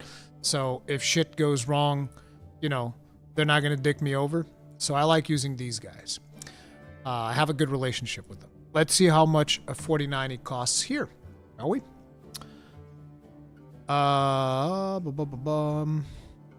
Let's sort this by cheapest. No, this is the most expensive. Let's go the other way around. Cheapest. Now let's look for the first 4090 we can find, and here it is. B grade. Actually, this is a reasonable price, but it is important to talk about what B grade means. It is 1,900 euros. B grade means that it is refurbished. Refurbished or possibly used. So I don't know if this was potentially just used for like crypto mining or some bullshit. I don't know what the state this thing is in, but it's basically secondhand. So 1,900 euros for a used refurbished GPU.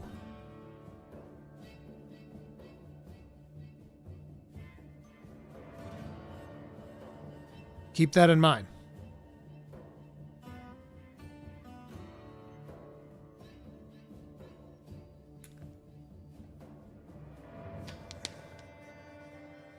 I did not see that one. I thought it was 900 euros. That's crazy. Bro, if it was 900 euros, I would have bought one.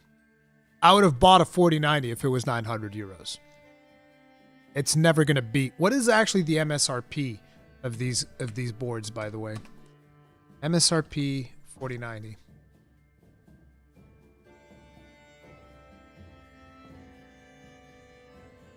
Because like I don't want to see what the price is right now. I wanted to see what is the suggested retail price. Did they say this here?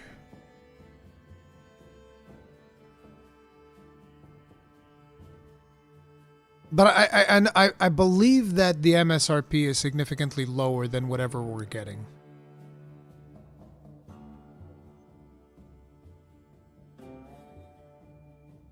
Whatever. I remember that the MSRP of the 4090 was significantly lower than this. But yeah. So the next one starting at $2,000 to $2,500 will likely end up being like $3,000 by the time it comes to Europe, which fucking sucks. I'm seeing $1,700 MSRP. Yeah, never gonna work. Never gonna happen. Tax write-off for yeah, it's tax write-off, but I still have to fucking pay it. Not to mention, I don't appreciate supporting Nvidia. Like, listen, I'm also biased against Nvidia, and I've once done a sponsorship for Nvidia. Making things perfectly clear, I've once done a sponsorship for Nvidia. I was desperate. I needed a GPU, and the Nvidia sponsorship got me a GPU. Okay? It is what it is. But I'm not a fan of Nvidia, and Nvidia fucked me over back in the 3DFX days, okay? I've been carrying that grudge for years, right? I was a young dude. I had no idea what I was doing with PC. I remember I was super excited to get my Voodoo 3. I was like, oh man, the Voodoo 3, this is going to be so good. I get my Voodoo 3, and I kid you not, within a span of like 6 months, Nvidia buys and dismantles 3DFX and basically gives me 2 big middle fingers. That's what they did. Nvidia was like, fuck you. And I was like, I spent my fucking savings on this graphics card, and you motherfuckers took a dump all over me. Fuck you, Nvidia. I hate them. I hate them, dude. Wasn't the sponsorship you did Anthem? Yes, it was an Anthem sponsored video. Last computer I built had a 4070 and went to my wife, denying an upgrade for my 3060 RTX to a 4080, but it would require a new MOBO and a new processor to prevent bottlenecking. Oof. It's like, I feel like whenever you get to that point where it's like, oh, I got to replace my motherboard, it's basically, you're buying a new computer. That's the way that I've always looked at it. It's like, you're replacing the motherboard, you're buying a new computer. Let's just be real. It's a new computer. It is what it is. Then you have a grudge. I can't trust you on this. You can trust that the more you support Nvidia, the more those prices are going to go up. The fact that I have a grudge doesn't change that. You can believe the more money you give to Nvidia, the more expensive the next GPU cards are going to be. I promise you that. I absolutely, fundamentally promise you that. You don't have to trust me. You can just trust the market. AMD sucks. Yeah, AMD does suck. They fucked up the drivers. I fucking hate the fact that they fucked up the drive. Two driver updates in a row can't run Monster Hunter World with DirectX 12. Absolutely disgusting. I was Team Green for a few years after AMD screwed me over with their software. Yep, now I'm looking to upgrade from my 360 Ti. I can't justify a 4070 Ti over the 7900 XT. Bro, 7900 XTX is a fucking solid GPU, dude. I like it, but it's also... It's like... I've had some crashes with it, and I've had some problems with it, to the point where it does make it hard to... it makes it hard to advise people to get that GPU. So it's like, if you were to ask me, Rurikhan, what GPU would you recommend to me? It's like, I don't recommend any GPUs, bro. I feel like most of the GPUs out there right now are brutally overpriced garbage. Personally, that's the way that I look at it. I know a lot of people disagree, like, oh, my GPU is amazing, blah, blah, blah, blah. And it's like, look, you can glaze the corpos all you want. I still think that most of the GPUs out there right now are glorified garbage, overpriced. They're way too overpriced. Every GPU is overpriced.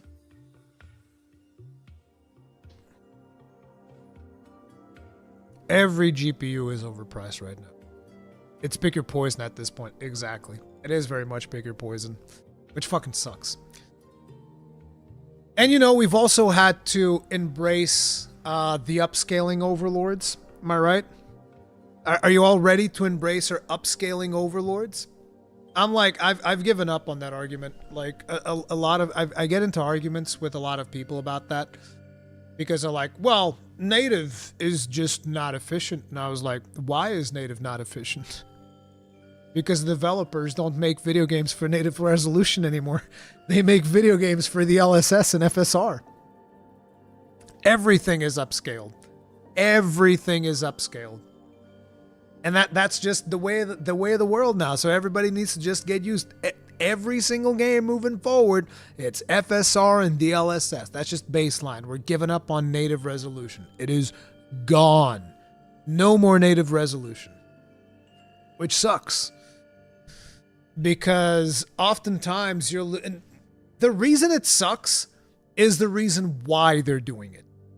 Because they're doing this because of marays. I need to trace them rays. So upscale it is. We need to upscale the resolution because we got to trace the rays. Tell you what, how about you don't trace the rays and now we can have our native resolution back and the games would actually look better. Can't have that. Can't have that. You got to trace the rays. I'm sorry. I don't like ray tracing. I never...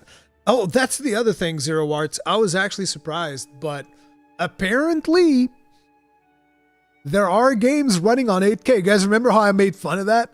I made fun of I made a little skit and everything about how somebody, like some engineer told somebody in marketing that they could display an image at 8K. No Man's Sky is running at 8K 30 FPS on PlayStation 5 Pro. I'm gonna have to eat some crow, brother. I have to eat some crow. It is what it is. I made fun of them for it. And then Sean Murray slapped me across the face. He's like, nah, you don't understand. I'm going to make my game run at 8K.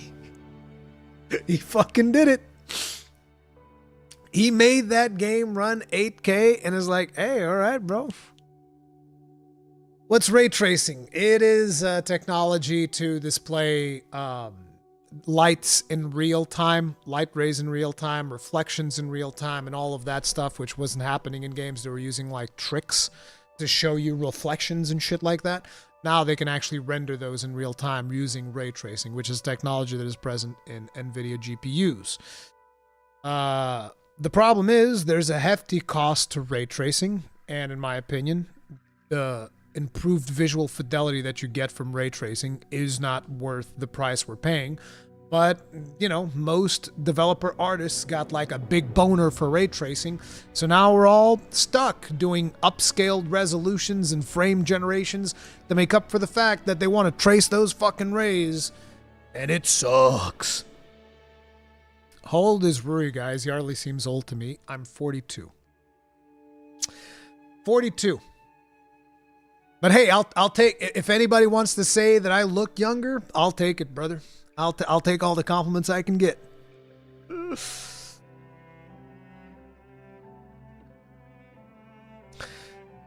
Heck as a snake, yeah, the computational load to run ray tracing isn't worth the visual gains compared to increasing the quality in other areas instead. Yep.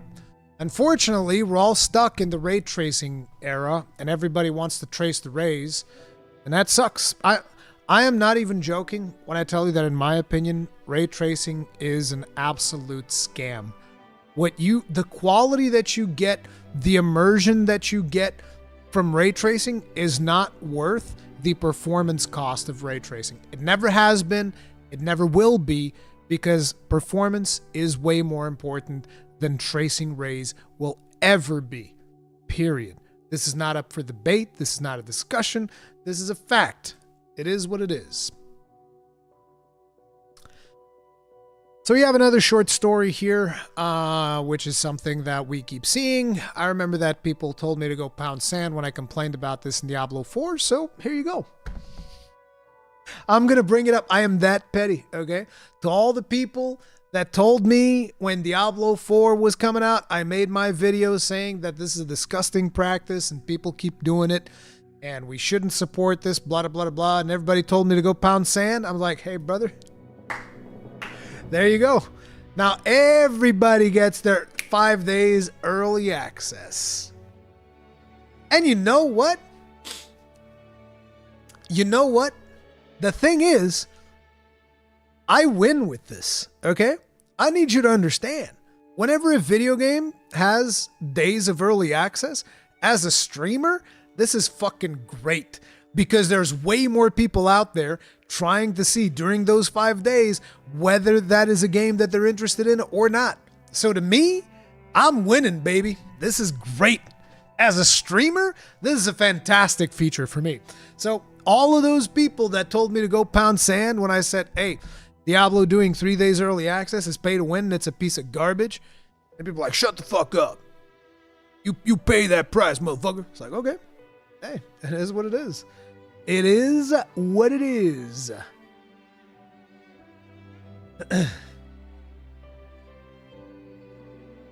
I'm not proud of it, but I did really early access for Space Marine 2. Yeah, it's like, listen, I'm not going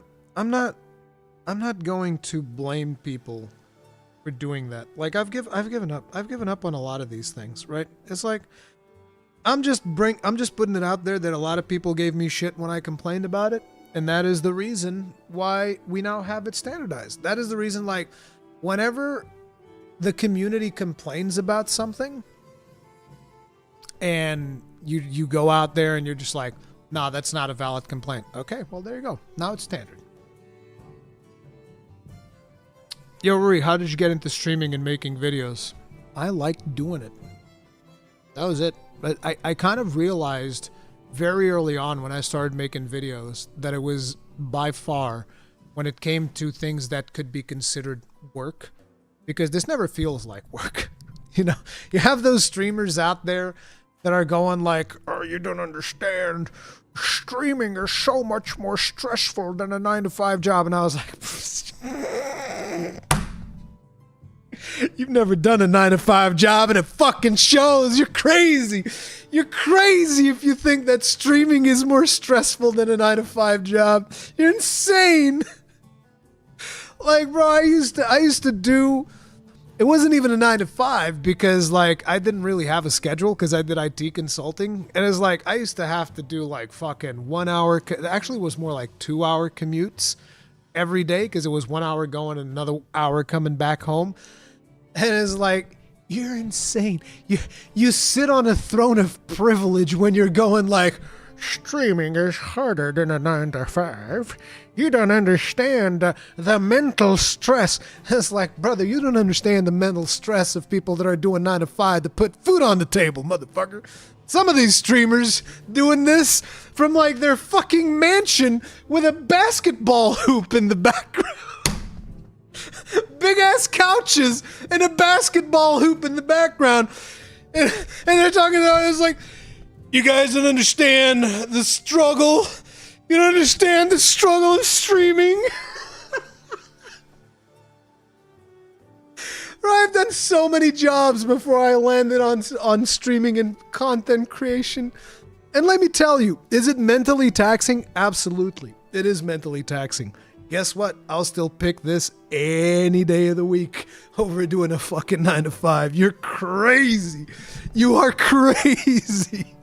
And the best part is, not only you're out of touch with the community that lifted you up to where you are, that you're complaining about this, the people that may be working 2 or 3 jobs and are still giving you the time of day to listen to your fucking bullshittery online, right?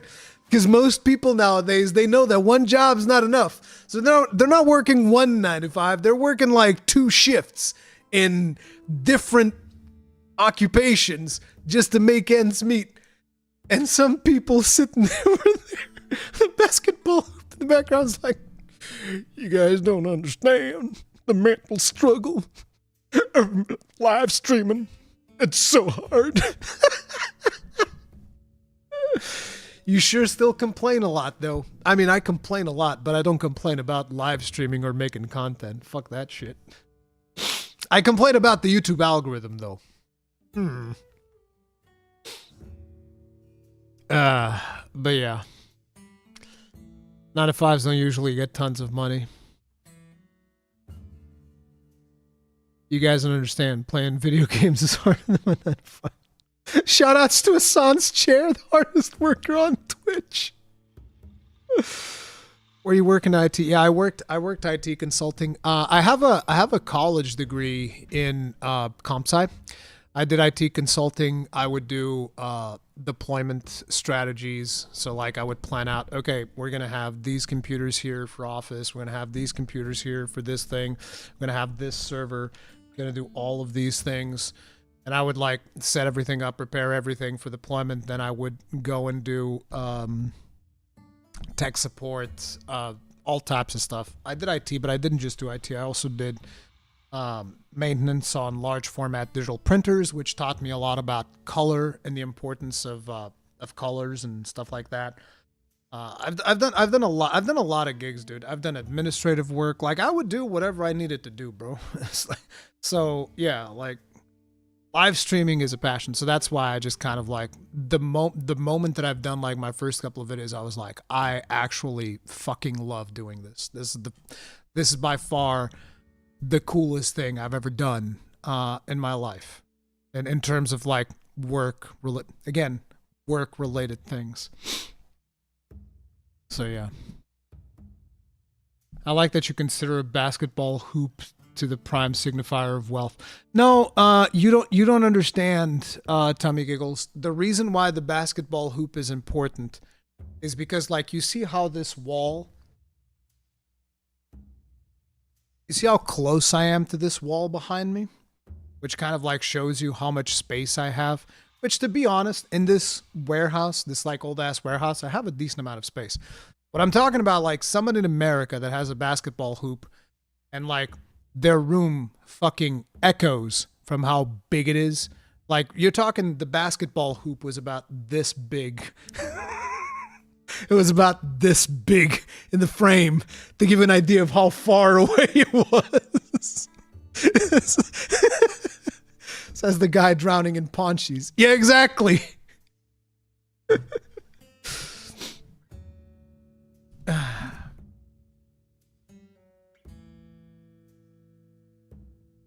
Do you think it's worth streaming now for someone new? I would never tell people not to chase their dreams. But one thing that I would say is don't quit your day job to start creating content. I didn't. You should never quit your day job to take a chance at becoming like a full-time content creator. I think that is a terrible fucking idea, especially now because everything is just like so up and down in this industry. But if you feel like it's something you're passionate, you should go ahead and try your best. Research, find your niche, do your thing. But keep working. You do not want to be caught in a situation where it's like, oh, my content creation strategy is not working. The algorithm's not favoring me. How am I going to eat this month? Yeah, you don't want to be in that position. Can't wait to see you streaming in your 60s. I'm more curious to see me streaming in my 80s. Because you better believe that if I'm still physically capable of streaming, and I say physically capable because, like, I am noticing issues with my throat. I don't know if it's because of the way that I speak English, because of the way that I eliminate my Portuguese accent, or what it is. But I noticed that I strain my throat a lot speaking English. And because I spend so much time speaking English, I don't know how long I'll be able to do that whilst maintaining my health, right? But if I'm able to, I would love to be 80 years old, if I'm even alive then, considering all the stomach problems I have. I would expect to die maybe even before I reach my 70s, who knows? But if I'm in my 80s, I would love to be live streaming some random monster on the game. Be like this super old man.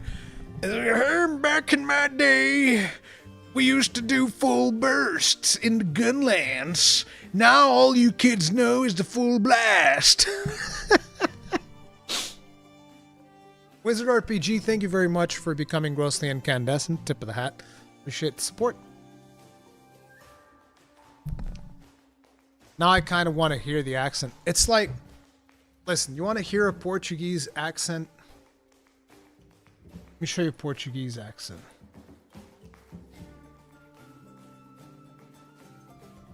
I can show you guys a Portuguese accent.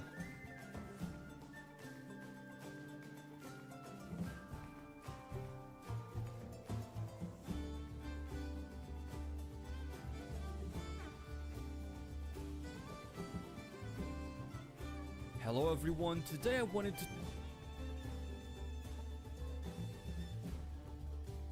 Let me pause the music so that you guys can enjoy what a Portuguese accent sounds like. talk about how good is the hunting horn in Monster Hunter Wilds. And there's actually a lot for us to cover here because this weapon got some cool new moves and some quality of life features. Now, the hunting horn was actually one of the few weapons that was mentioned to be getting some big changes and that it was much closer to what it was back in World.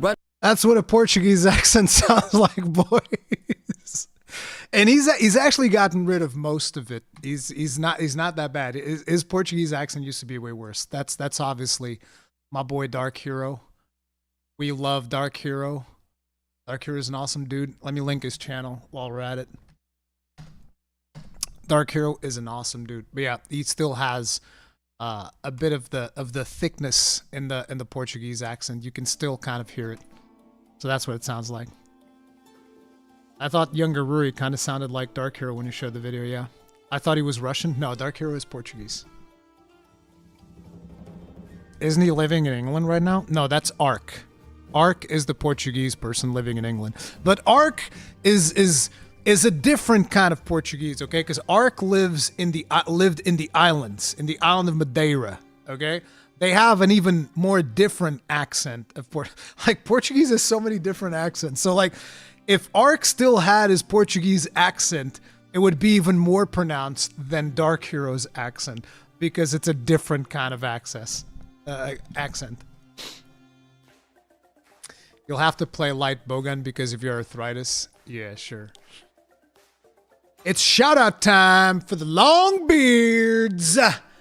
James Cheek 7507, Holy Tacos, Hidden Gamer, Draxus K, Dracmoth, Jet Black Ninja, El Renatus, Slam Iron, Sephirian, Twercules, Lord of G, J Walco 4, Inazuma, Senior Bacon, Sam Castellan, C Manta, Devin Widener, Astron RH, Sherlock Para, Philip Figgy Grubham, Cole Brick, Khalid Salih, Red Pig Bank, Rambo the Nerd, John Coombs, Pegay 83, Pizza Man Invaded, Miz and Jamal, Angry Scott's Dad 23, Uniredon, Robert 396, and Shelby Necco. Thank you all very much for being grossly incandescent as Longbeards. You absolute giga chads.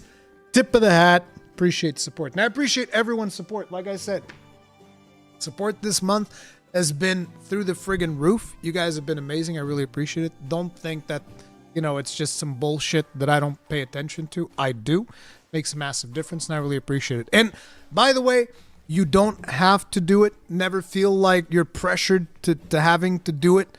I'm still super happy to just have you guys show up in chat, whether you are members or not. I really appreciate you guys just showing up and, just showing up to the streams, chatting, hanging out. And you guys can always support for free by hitting the like button. That's free. You don't have to pay for it, which is great. But again, shout out to everybody for the outstanding support. Really appreciate you guys.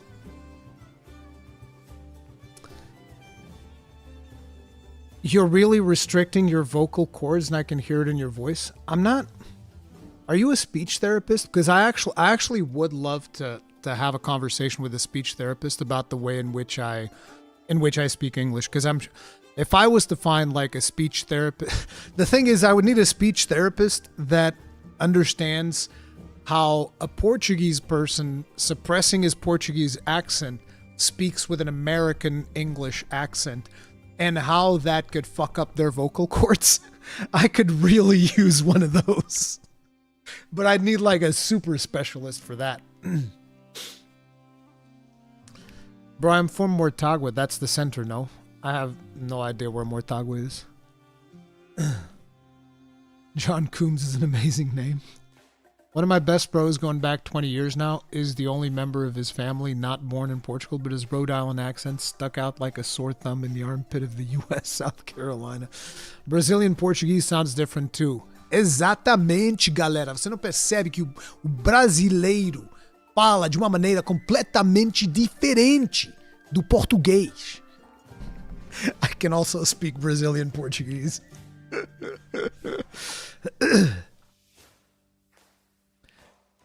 Definitely sounds like you strain a bit, but I just thought it was because you have a lot of energy. The thing is, this is something that became natural to me at a very young age, so I don't even know how to speak English without doing it.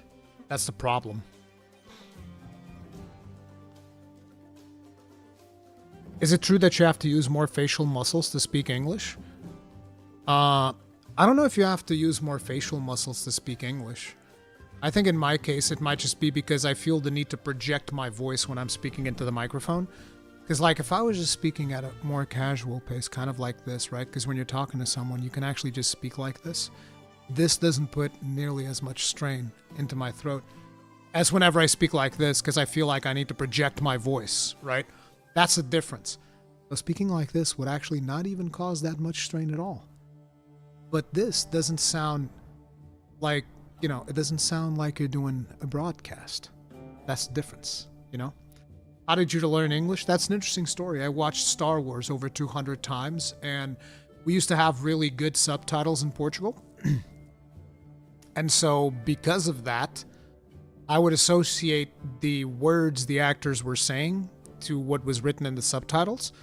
And my brain just started making that connection because I was super young and I wanted to understand things that were happening in the movies more instinctively.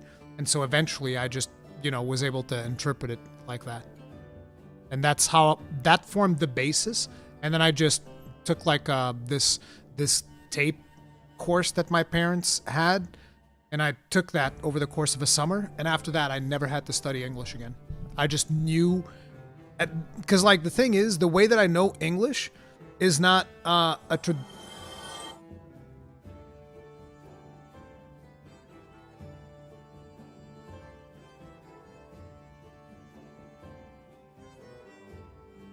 Bro, what the hell? Cookies are good. Thank you very much for the souls. What the fuck? Tip of the hat. Really appreciate it, dude. Thank you.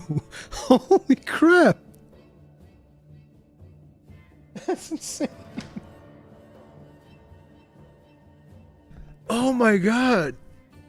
Like, I never know what to say when something like this happens. Like, I appreciate it. Thank you. That's crazy.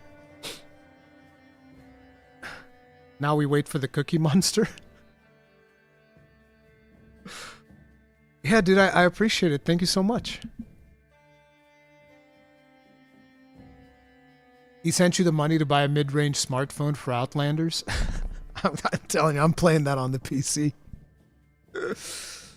I'm French. My son learned English naturally to the point where his teachers at school advise him to read books in class not to get bored. Like you, his English voice is more or less forced. Yeah, it's like I'm telling you, like I studied it once, and then the thing is, all of my knowledge of the English language became instinctual. So it's like, for instance, you know those exercises that you do in English where you have those exercises where you're supposed to like complete something. So like they'll tell you blah, blah, blah, blah, and then they'll give you like a blank to fill. I can fill all of those instinctually, but I can't tell you why, right? I can't necessarily explain, oh, I know that this one here, I need to use this word and that this is the right way to say it. But I can't tell you exactly why, because I never really learned the, if I actually had to explain why certain things are the way that they are in the English language, I wouldn't be able to do it. I can say everything correctly, and not everything. There's going to be some words where I'll make a mistake or I'll make like an error or something. I can say it right, but I can't tell you why. Everything's just instinctual. That's called fluency, nerd. Okay, whatever. Only a third of the way to... Please don't donate me for me to get a 5090, because that's likely not going to happen. I'm not buying a 5090. I would also have trouble explaining English as a native speaker, yeah. I have hypersensitive hearing, so I can hear if the vocals are strained or not. Okay.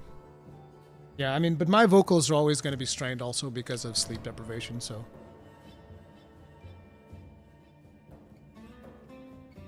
We support our great graybeard forefather. Yeah.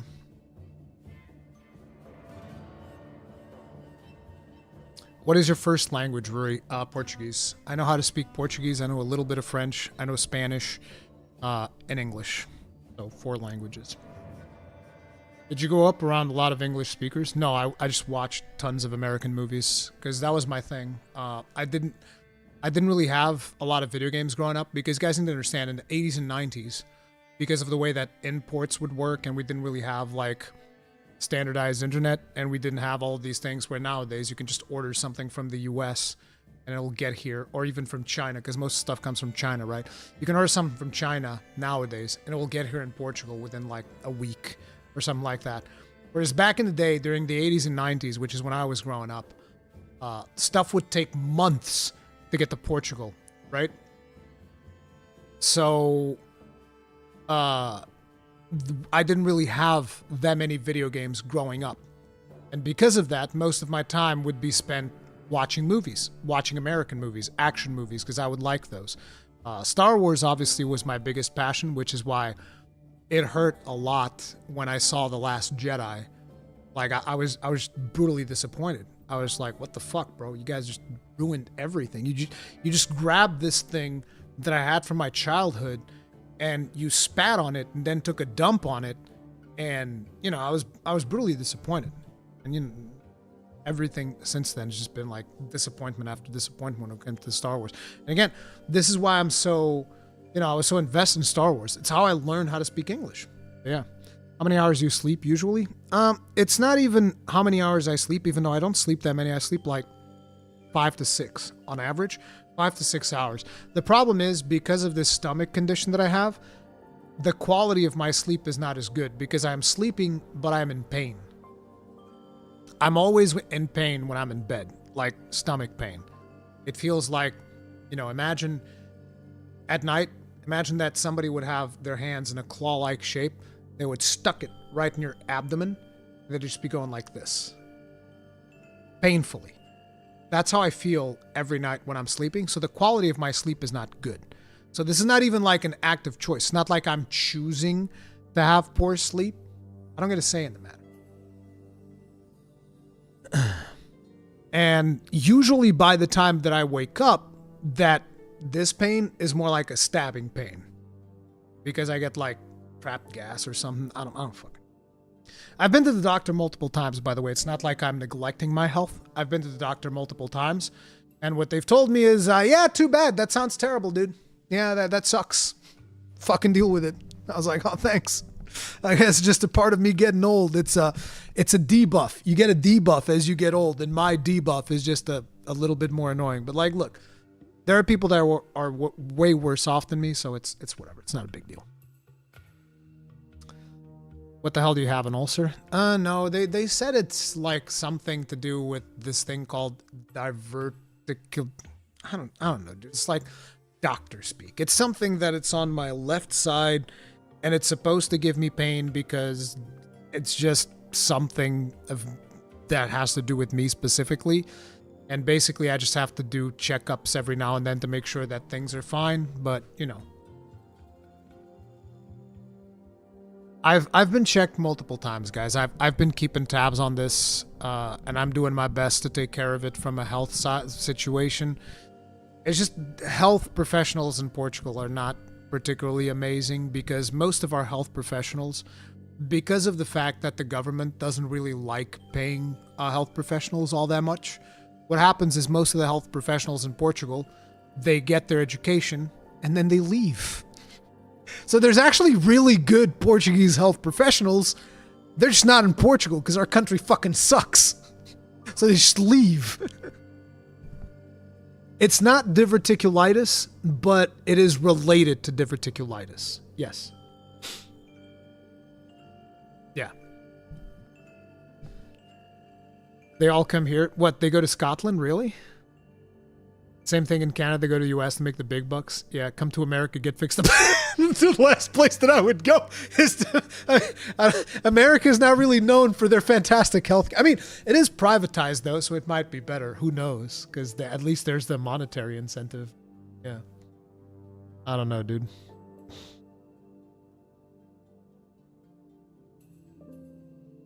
Thanks for sending us your best doctors. You guys are welcome. You guys are welcome. Anyway, we have another one here. This one's from our boys over at Xbox. They did this actually. I don't know if I should play the music because it'll probably like get copyright flagged or something. But they made this ad where Microsoft goes, "This is an Xbox. This is also an Xbox by itself, and this is an Xbox, and this is an Xbox. This is an Xbox wherever you want. This is an Xbox. You got it. This is an Xbox. This too. It's an Xbox. That's a bento box, and that's an Xbox." Now, the reason this ad is not something that I was particularly, it didn't particularly excite me is because a lot of those devices are cloud devices. I don't like cloud gaming. I think that cloud gaming is not really the direction that we should be moving towards. And I kind of feel like we're barreling further and further towards the realm of cloud gaming. And I just hope that we get to continue having local experiences. So I was not super happy about this ad. But then we have Phil Spencer here talking about how we're not going to grow the market with $1,000 consoles. Xbox, Phil Spencer says, likely leaving the PlayStation 5 Pro pretty pissered off. And it's like, he's right. He's right. I feel like the PlayStation 5 Pro is definitely crossing a threshold that is not acceptable. But at the same time, I don't think that the solution is cloud gaming. I don't know what the solution is. but it ain't cloud gaming, right? But yeah, that was just another one. Spencer said nothing is imminent. Xbox still considering making more acquisitions following its huge Activision Blizzard deal last year with other mobile companies or something that adds geographic diversity. Whatever, bro. It's like, again, I get what they're doing, and at the very least, we get like most Microsoft games releasing on PC day and date. Looks like PlayStation 5 is also getting most Microsoft games. So in a way, it's a good thing. But at the same time, I'm not happy with this push towards cloud gaming. That's the thing.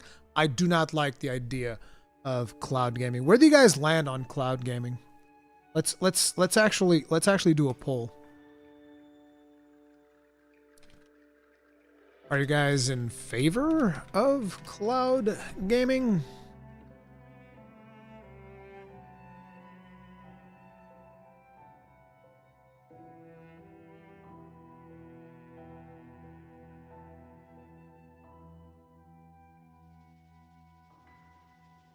PC gaming has never looked this advantageous. Yeah. Local machines for the win. Internet infrastructure isn't sufficient for it to be good enough. Yeah.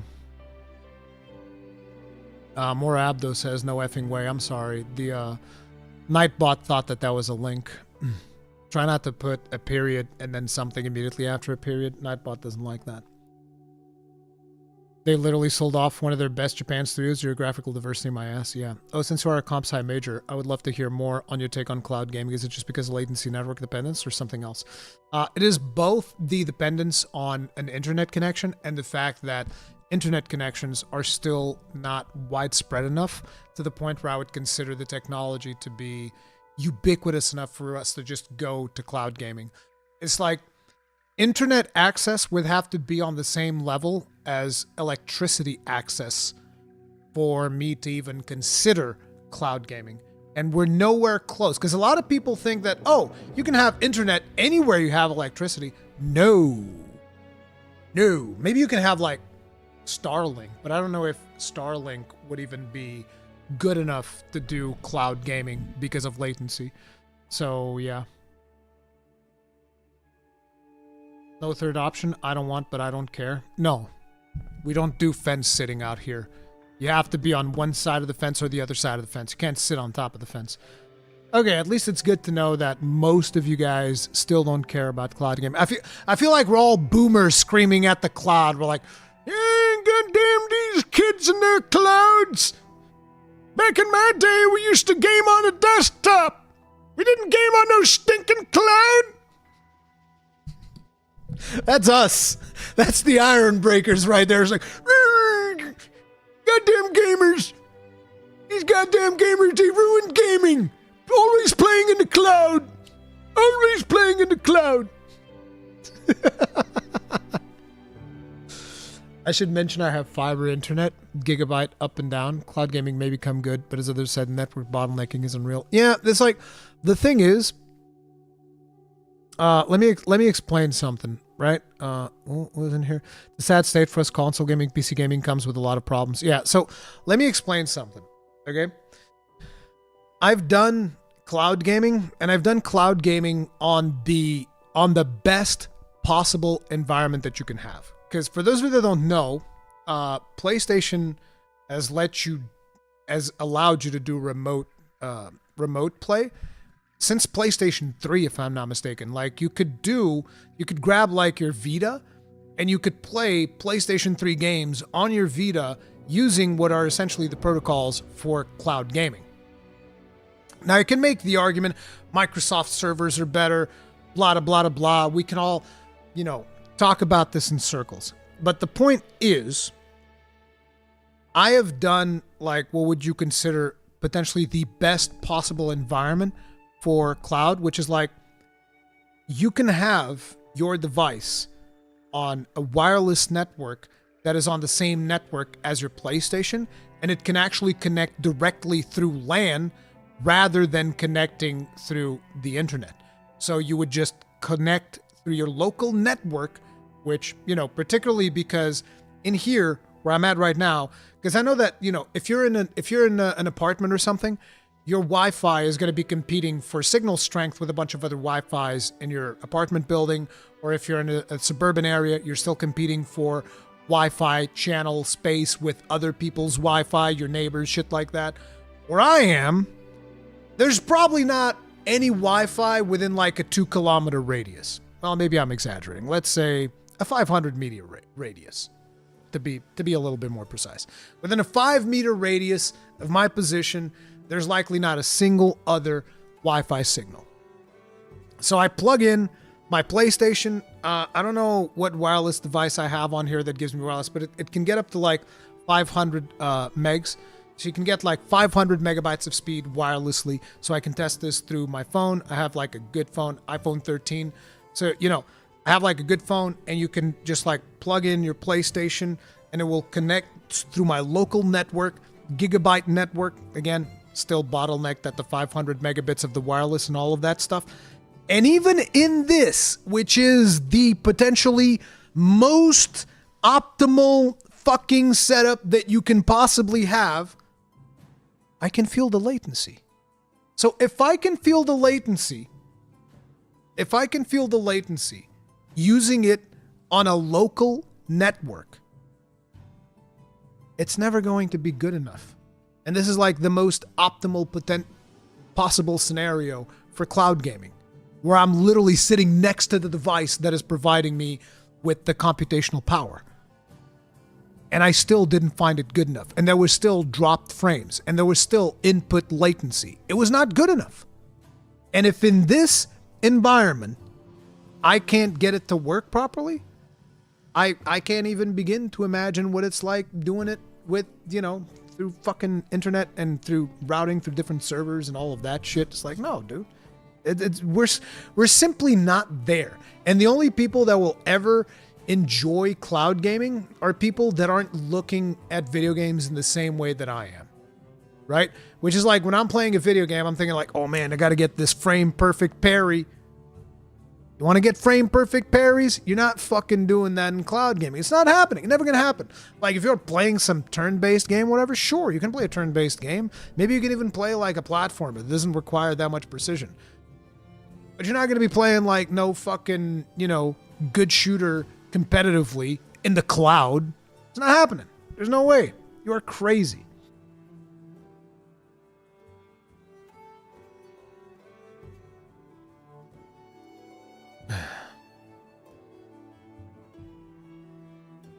It's still cheaper than PC upgrades. Well, of course.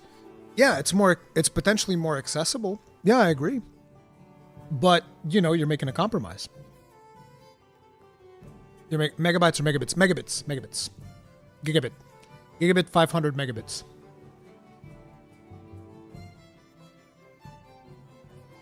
But yeah, it looks like we're all of the same mind here. Then we have Assassin's Creed Shadows leak looks to show free battle pass rewards.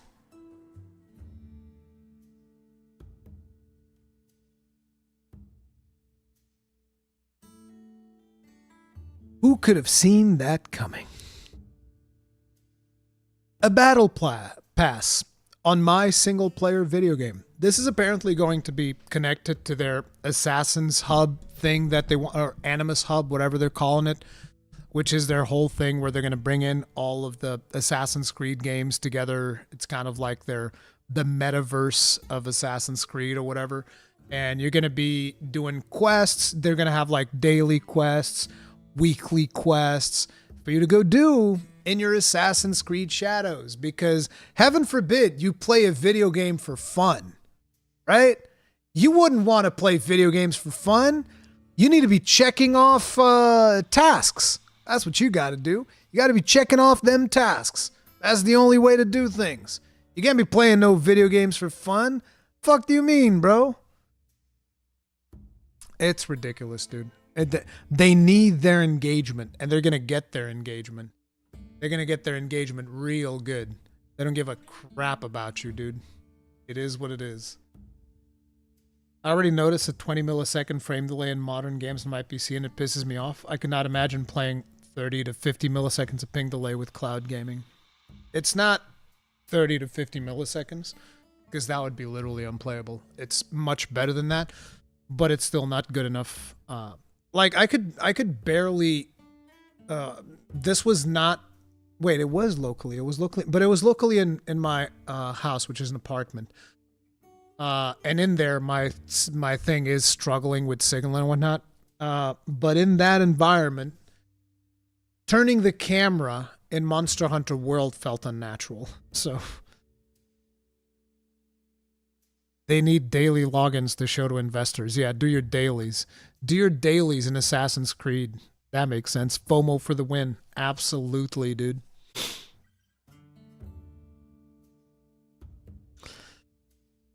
You're only able to play for 40 minutes. Imagine playing 40 minutes and actually having fun rather than doing chores. This is one of the main reasons actually why I don't play World of Warcraft anymore. Because the thing about this FOMO shit, and this is interesting because Asmongold recently did a video talking about this, which is a really good video. But this FOMO stuff basically is something that while you can keep a lot of people in a hamster wheel for a very long time, the moment somebody steps off that hamster wheel, they never truly get back into it. Because the FOMO keeps you out of it. That's the thing. And this is a problem that a lot of companies are going to be learning, which is like, you can get people hooked into the FOMO nonsense. Absolutely, you can get people hooked. But if one of those people ever gets unhooked, they never really go back in.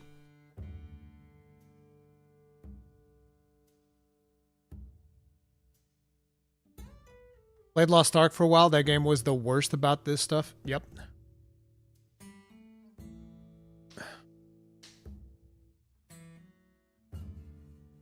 Do they have tech means to counter latency in cloud gaming? You would need like some type of predictive algorithm.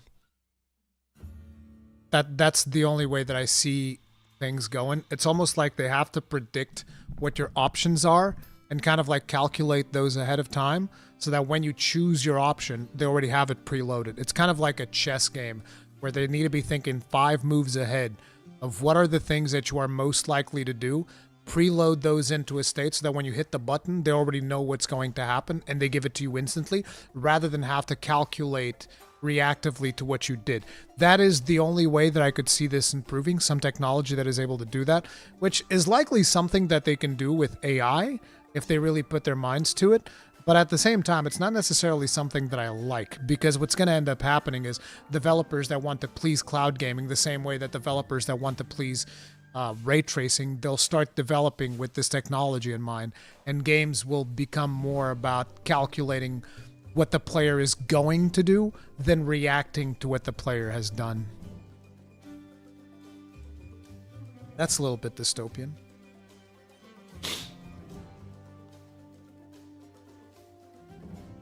That sounds like rollback netcode for fighting games. I don't know. I've never looked into how they actually do rollback. Itchy nose, dude. Allergy season. Ugh.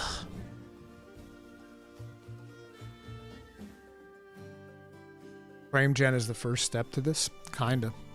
So, this is actually a bit of an old video. This was 10 days ago. And I'm curious to see what Yong Ye has to say about the Monster Hunter Wilds beta. I don't know how much Yong Ye is invested in Monster Hunter, but I'm just curious to see what he has to say. This is the video if you guys want to check it out. I'm probably not going to have a whole lot to say about it, but I'm just curious. So let's take a look at it. When I think of exemplary live service, there are few games that come to mind, and not many come to my mind as fast as the Monster Hunter series. I think ever since... In a way, Monster Hunter kind of is like a live service game if you really think about it. It's not, technically speaking, it's not a live service game, but in practice, it kind of is. Because if you think about it like this. Monster Hunter World comes out. Gets supported for like a year and a couple of months, right? And you're getting like updates, constant updates. So that part of it feels like a live service. You're getting these free updates. You got DLC stuff that you can buy, all of that stuff. And then eventually it ends and they make an expansion, which again can be considered live service. It's a paid expansion. You pay for it. You get like a couple of more months of live service and then the game ends. So in a way, it almost is live service. It doesn't really qualify because live service implies like, oh, we got this 10-year plan.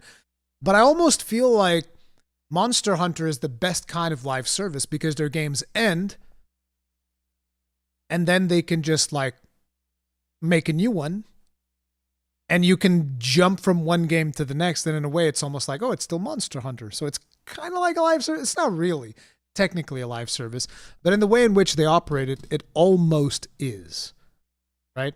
It's a light live service game, I guess, kinda.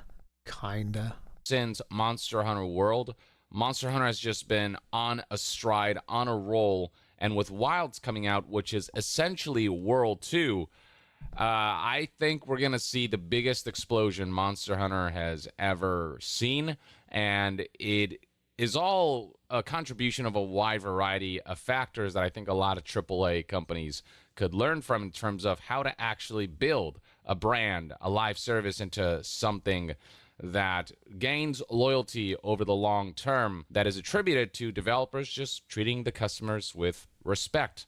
And so let's take a look at Monster Hunter Wilds beta statistics right now.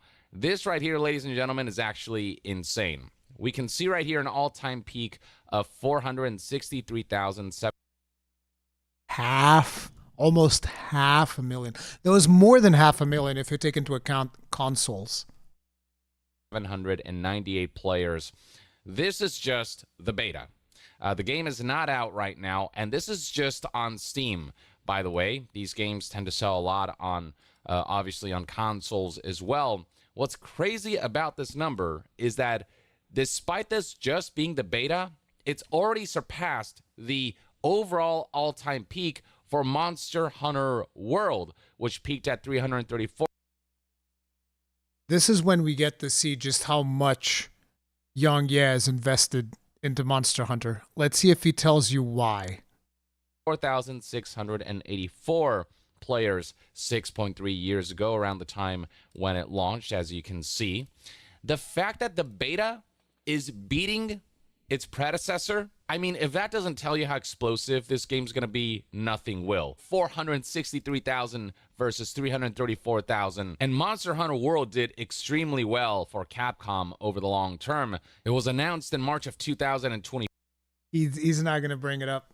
He's not going to bring it up. The reason the numbers for Monster Hunter World are so low is because you guys got to remember, Monster Hunter World didn't release simultaneously between PC and console.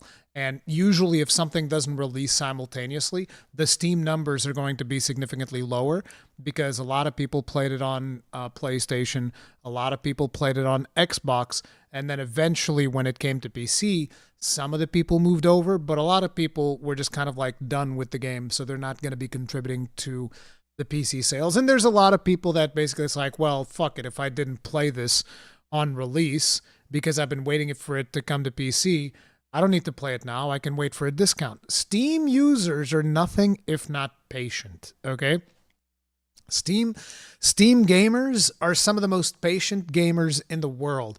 So basically the number for Monster Hunter World would have been significantly higher. I would argue that if it had released day and date, Monster Hunter World would have probably hit a peak of like 800,000 players. Easy. Then Monster Hunter World topped 25 million units globally. If that's what Monster Hunter World did with these all-time peak concurrent player numbers after the game's launch, the World on PC still sold 12.3 million. Yeah, because like I said, people would wait for discounts. So it's like the all-time peaks don't necessarily inform you of just how much a game sells. Like you can have really low all-time peaks and the game can still sell a lot. But if you have an all-time peak, it means that, you know, if you have a big all-time peak, it just means that the sales of that game are going to be even more impressive. But yeah, it sold loads. Of course, it sold loads on Imagine Steam. what Wilds will do if we're seeing numbers like these in just the beta before the game is even launched. This is in stark contrast to something like, say, Concord, which during its beta, it saw an all-time peak concurrent player number of just Twist the knife. 2,388 players. Twist and the when knife. Game launched, it only saw numbers in the Oh, mid to high man. triple digits, almost 700 players. This could not be a more stark night and day difference. Now recall that EA tried to do their own take on Monster Hunter in the form of Wild Hearts, a valiant attempt, and initially there was an all-time peak concurrent player number of 28,500 players, but that has quickly plummeted into irrelevance. The reason Wild Hearts is, oh my god, dude. The amount of wasted potential on Wild Hearts. Why did they release it when they did? Why did they release it when they did, dude? Wild Hearts had so much potential. They just released a game that clearly wasn't ready. The optimization was terrible. And on top of it, they didn't really have a good plan to follow up. And it was so much fun. I loved playing Wild Hearts. Wild Hearts was a ton of fun. It was a ton of fun. This is a game that tried to ride the coattails of Monster Hunter, and I don't think there's anything wrong with being inspired by a certain genre and trying to do your own spin on it. And while it ultimately launched to decent critical reception, the fact remains that Monster Hunter is the king of this genre, and Wild Hearts ultimately could not compete. But it's important to understand that once upon a time, Monster Hunter was not... Wait a minute. What? He's not going to elaborate on that? Like, it's not that it couldn't compete. It had the potential to compete. It wasn't able to compete because EA fucked it up. Because they put out a game that wasn't ready to be put out. Like, the bugs of Wild Hearts would have your character playing in fucking slow motion. Your character would actually play in slow motion. That's how bad the bugs were in that game. Antonio, trust me, bro. The building aspects of the game were actually a ton of fun. It was actually really fun to do it. It was really, really fun. Young stuff is very surface level. He doesn't know. Aw. I haven't really kept up with what Young's been doing, so I didn't know. What it is today. Monster Hunter, once upon a time, was little known, very niche, and it took a lot of iterating on this formula and a lot of releases before Monster Hunter garnered the level of success that it did. And over all those years, it took a certain consideration for the community and the fan base that was slowly building and not fucking them over. It's all the goodwill that Monster Hunter built up over the many years that it's existed as a series that also helped culminate in what became a massive sustainable success. So just to give you an idea for the timeline of Monster Hunter, the first Monster Hunter came out all the way back. I don't want to be overly negative, but I kind of feel like the way in which he's talking about this, he actually doesn't know a lot of what he's saying.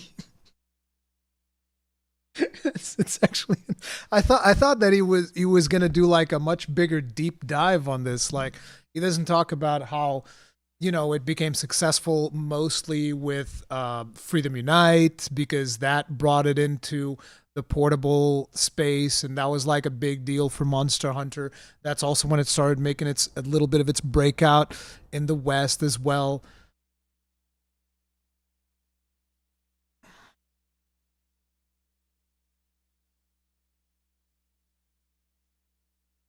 He's mostly a Reddit aggregator.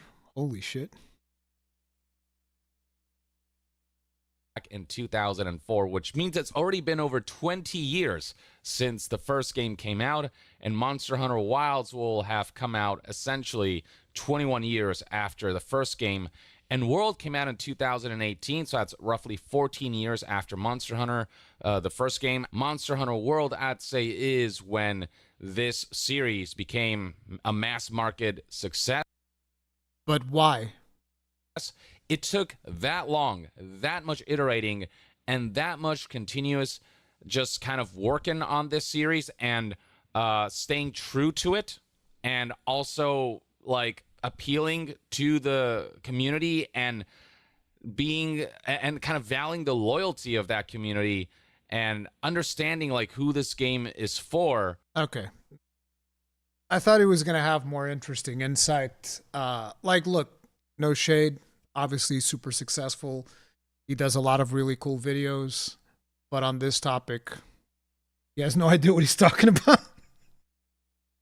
I mean, he didn't even say why World was successful. He was like, oh, they build up on it. It's like, no, World was successful because it released worldwide. It was a simultaneous release, whereas the previous games had like a 1-year gap between releasing in Japan and releasing in the West.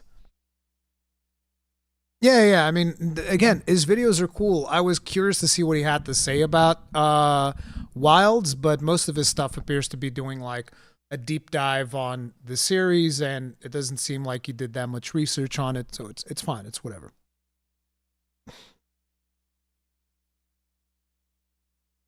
Just like me in presentations, I didn't prepare enough. I mean, I can't say much about that because a lot of my videos are presentations for which I didn't really prepare enough, okay? So I can't criticize the man on that, all right? I yap a lot in my videos too. It's fine.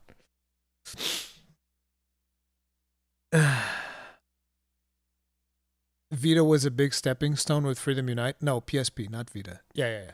Corrected yourself. You should make a video like this. What, talking about the history of Monster Hunter? I feel like the problem is if I was to make a video like that, these are things that me and Gaijin have talked about so many times on the podcast that would a video like that even make sense? We are used to it with you, Ruri. Exactly. See, I do the same thing, so I can't criticize him. And it was Monster the first time coming back to console gaming. Yeah. You mean home console gaming, yeah, as in not portable handhelds. Yeah. Many people stopped playing because they couldn't play on the 3DS. Yeah, playing on 3DS is rough. I have a hard time playing on 3DS. Or don't you miss the 1-year gap for content creation?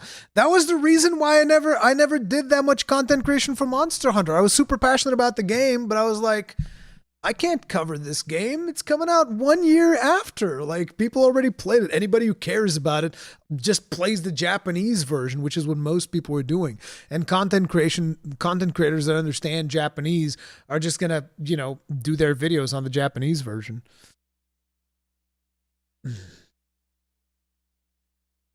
I need to take a bio break. Let me take a bio break now, and then we're gonna check out this Legendary Drops video. I'll be right back, gentlemen.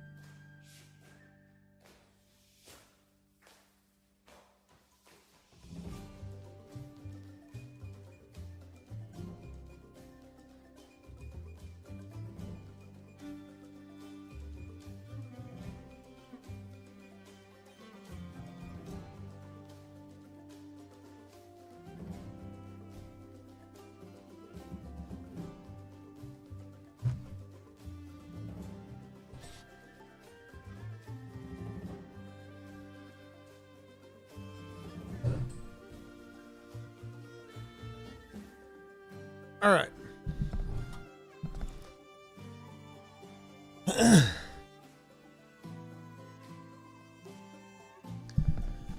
So, next up, we have Dragon Age the Veilguard. So, this is a video where Legendary Drops is talking about how games media is imploding over Dragon Age the Veilguard, and it is very much true. Now, I would like to mention, I've complained about this. I've complained about the strategy that either EA or BioWare employed in their review codes, the way that they were handing out review codes, which, by the way, was very, how should I put it? It was very unusual, the way in which they went about handling out those review codes. And one of the things that I always like to bring up, because a lot of people complained about the Wolfheart FPS post. He made a post on Twitter where he talked about how he had done a little bit more negative criticism on the game and that he wasn't going to be receiving an early access code. And a lot of people were saying that, like, oh, Wolfheart's just bitching and moaning because he didn't get an early access code. And they were also being very reductive when I retweeted Wolfheart. By the way, I don't know Wolfheart personally. I've never interacted with him, so it's not like I'm retweeting him because I'm helping out a friend. I retweeted Wolfheart because I agreed with what he was saying, because it is a very unusual situation. And a lot of people were saying that I was also butthurt because I didn't get an early access code.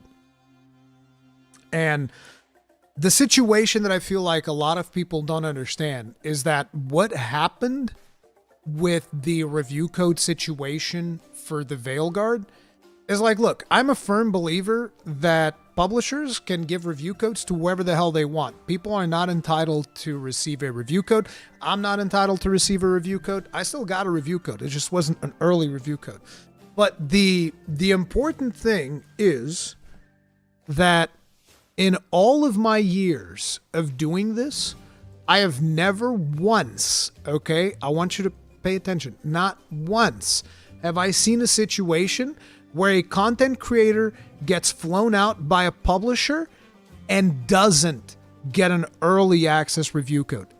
17 years of doing this, I have never once seen this happen. Okay? I have never once seen this happen. So that was very, very weird for me.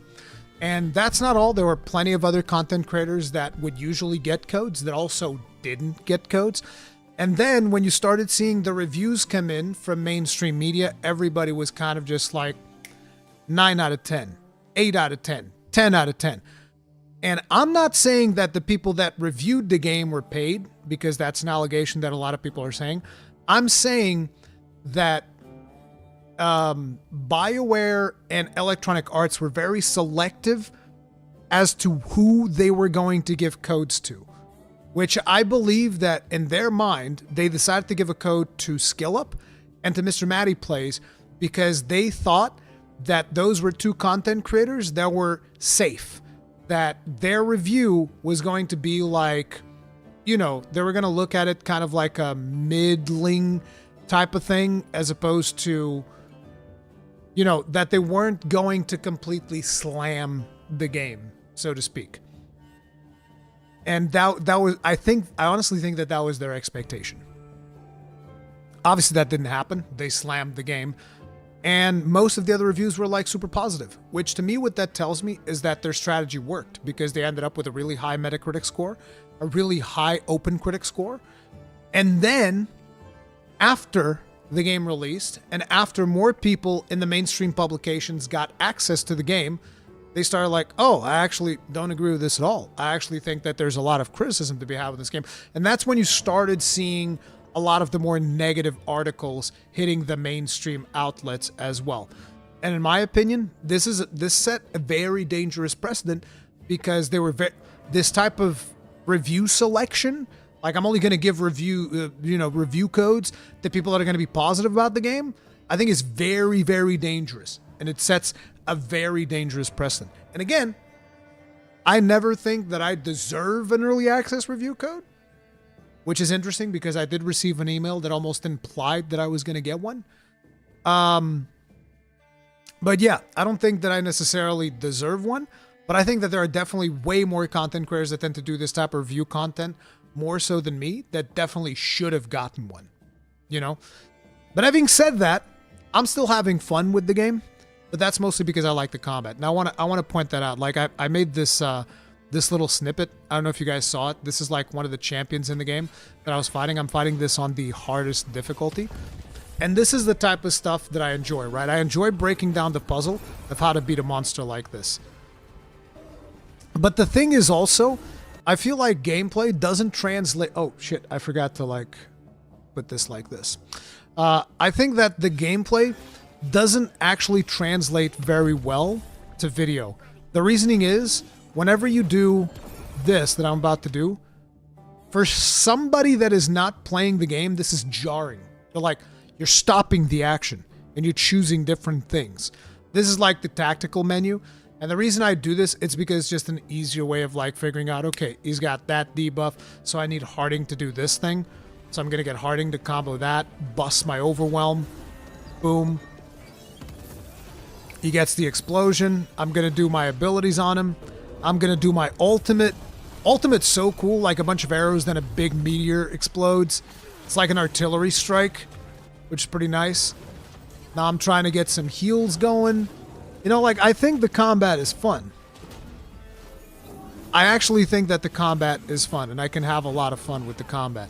The problem is, that's pretty much where most of the good stuff ends. Because, like, you got the good combat, you got cool exploration. If you just look at this game kind of like a big dungeon delve, it's actually pretty fun. But if you're trying to get something else out of it, it's going to be a little bit rough.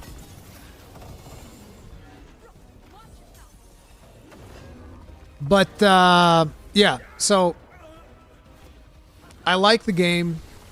The thing is, one of the big reasons why I enjoy the Veilguard, there's not that many games that let me roleplay as a dwarf.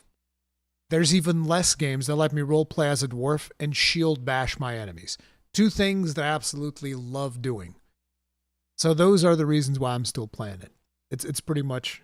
Would you recommend skipping all the cutscenes and playing only for combat? No. I don't think the game is worth it just for the combat. Like, the combat is fun, but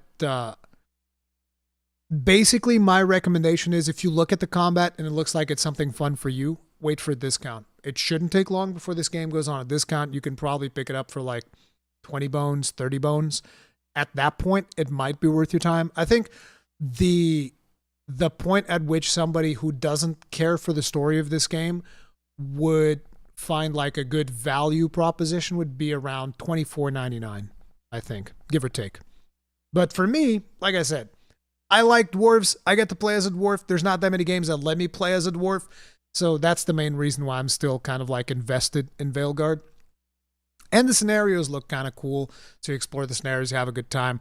But let's see what friend of the channel, Legendary Drops, has to say about the media imploding over Dragon Age. You know what the players love? Censorship, and being told that their opinions are less valuable than that of a moral high-roading journalist. Saying that the... That's one hell of an opening.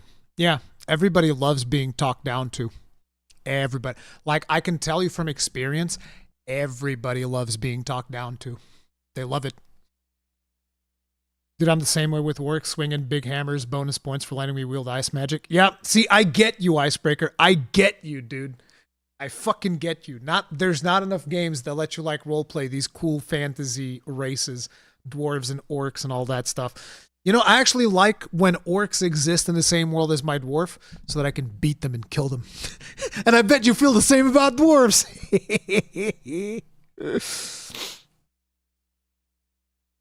The discourse around dragon... I just came across his channel. I did a podcast with him. I should do another podcast with him at some point.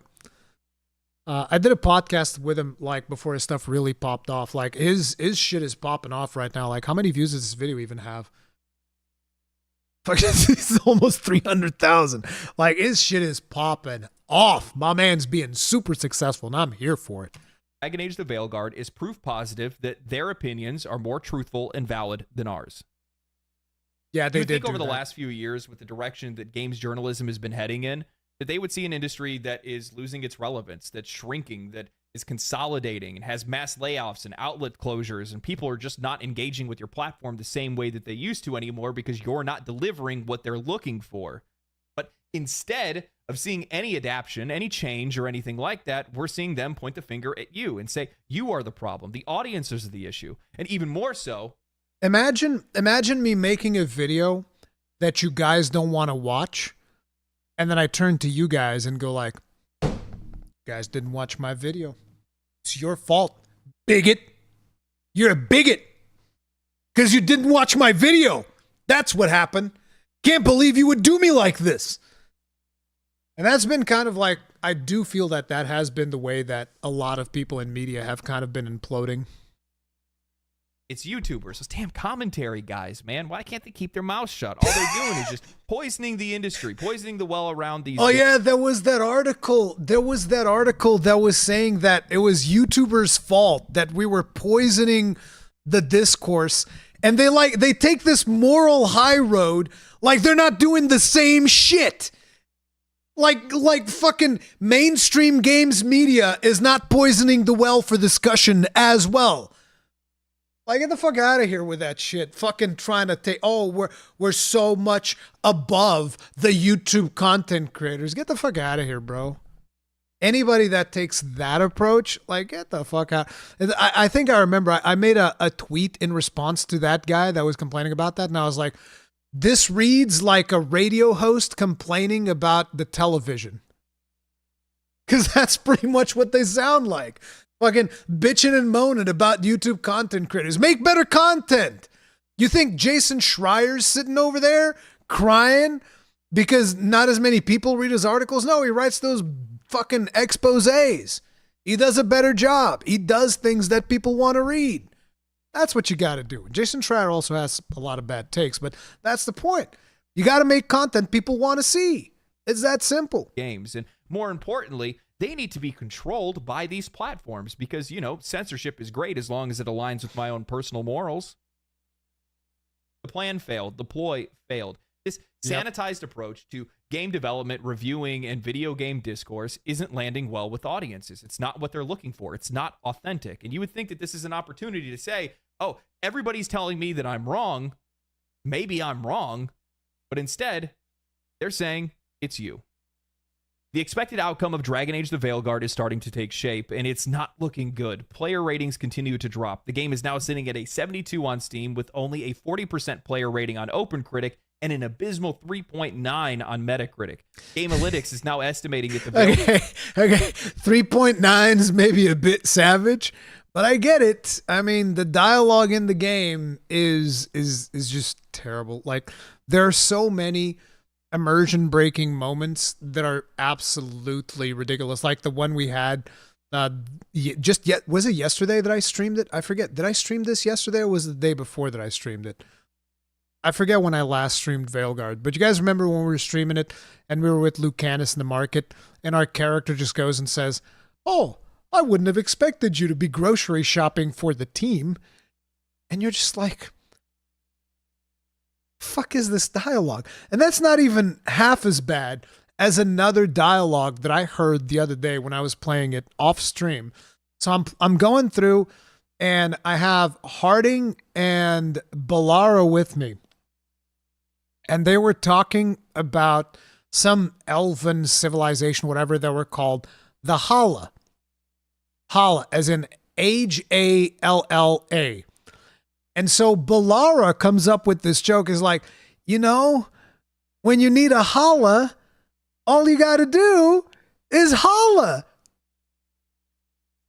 And that just fucking broke me. I was like, what? I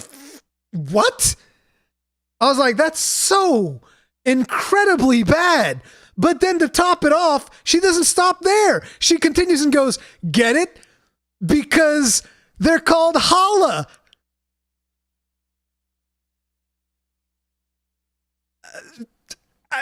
I was like, somebody actually wrote this as companion banter and it got approved. I was like,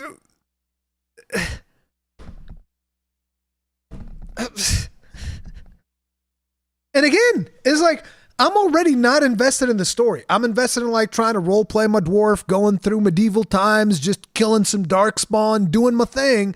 So like I've accepted that the story's not going to be fun. You don't have to beat me over the head with these immersion breaking quips. It's so bad. It was so bad. Sold between 310 to 930,000 copies, averaging at around 621,000 copies sold. A clear sign that this game did not land well with audiences. While some people enjoy the game, and I'll admit that the game has some redeeming qualities, that might not be enough to be able to turn a profit or meet EA's expectations.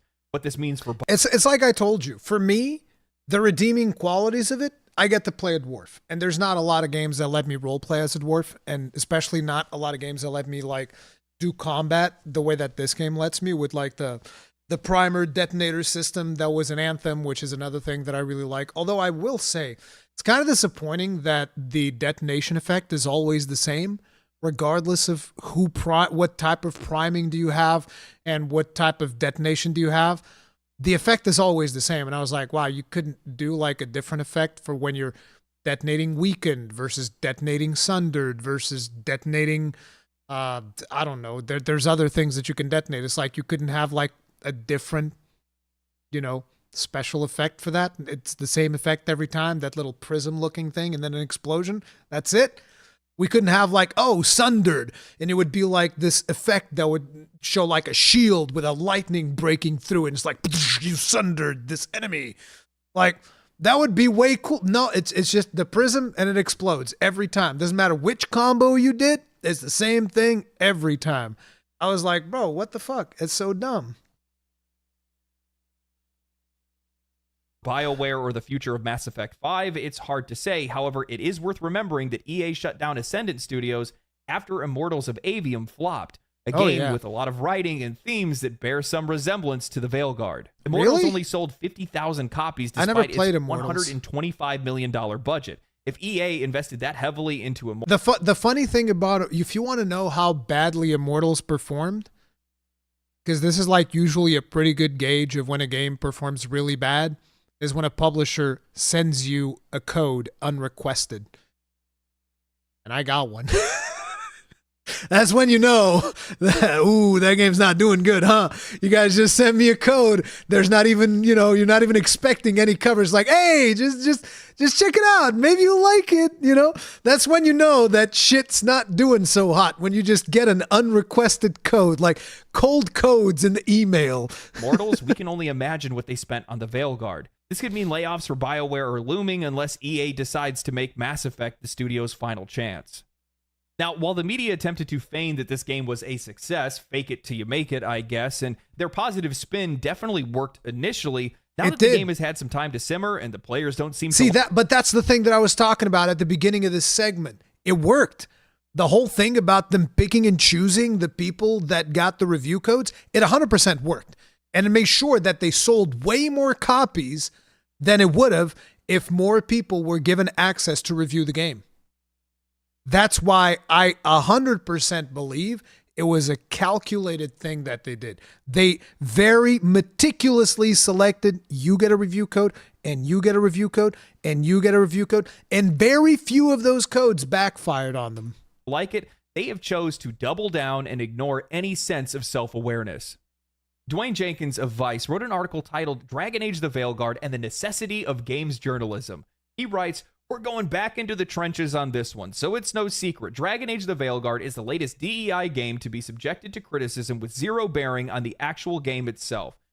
By the way, I have to say, the brutal focus that people put on the DEI aspects of the game, I still haven't gotten to anything DEI related that I've seen, so I haven't encountered the Tash character that everybody's complaining about. I haven't encountered, these cringy cutscenes that, basically resort to tokenism and shit like that. I haven't encountered those moments in the game yet.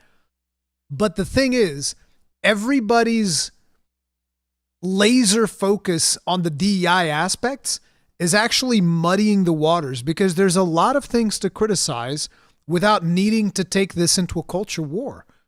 Like, just from the little that I've played, character creator fucking sucks. Like straight up, it fucking sucks. Like all of this thing about, oh, the most inclusive character creator of all times. The character creator fucking sucks. It was the first time that I wasn't able to make a dwarf exactly how I wanted him to be with the tools that were given to me. It fucking blows. It blows chunks. It's like, I want some fucking chest hair on my dwarf. Can't have that. No, your dwarf has a Brazilian wax. And it's not even like a game decision, because then you go into Varric. Varric's got like Wolverine hair on his chest. So character creator fucking sucks. Exposition in the game really fucking sucks. Like that whole thing about when we load back in after the first confrontation with Solus, and they need to bring a fucking pop-up window telling us like, oh, by the way, here's exactly why Varric is upset. Varric is upset because his relationship with Solus didn't allow him to kind of like solve the situation. And I was like, you guys remember when I streamed that, I was literally just like taken aback. I was like, what the fuck is this? And then Harding comes in, busted lip, scars on her forehead, big old shiner with a fucking limp. And the game's like, by the way, Harding's injured. I was like, no shit. I'm sorry. I'm sorry. I almost couldn't tell because I was too busy scrolling TikTok. That is so fucking stupid. And then there's obviously the fucking early 2000s dialogue that is present in this fucking medieval game that we can just like criticize to hell and back. There's the story that hasn't really gone anywhere. There's the point where I basically got to that first big decision at the end of the last stream that we did. And like somebody said in chat, this is a really difficult choice between don't know and don't care. I couldn't care less about that choice, which is supposed to be this big, meaningful choice that they give you. And I'm looking at it and I was like, I don't give two shits about any of this. And then the choice that I actually made, which should have had repercussions for one of the characters, that character actually got a damage bonus and buff. I was like, fuck, this character's supposed to be mad at me. She now deals more damage. I see this as an absolute win.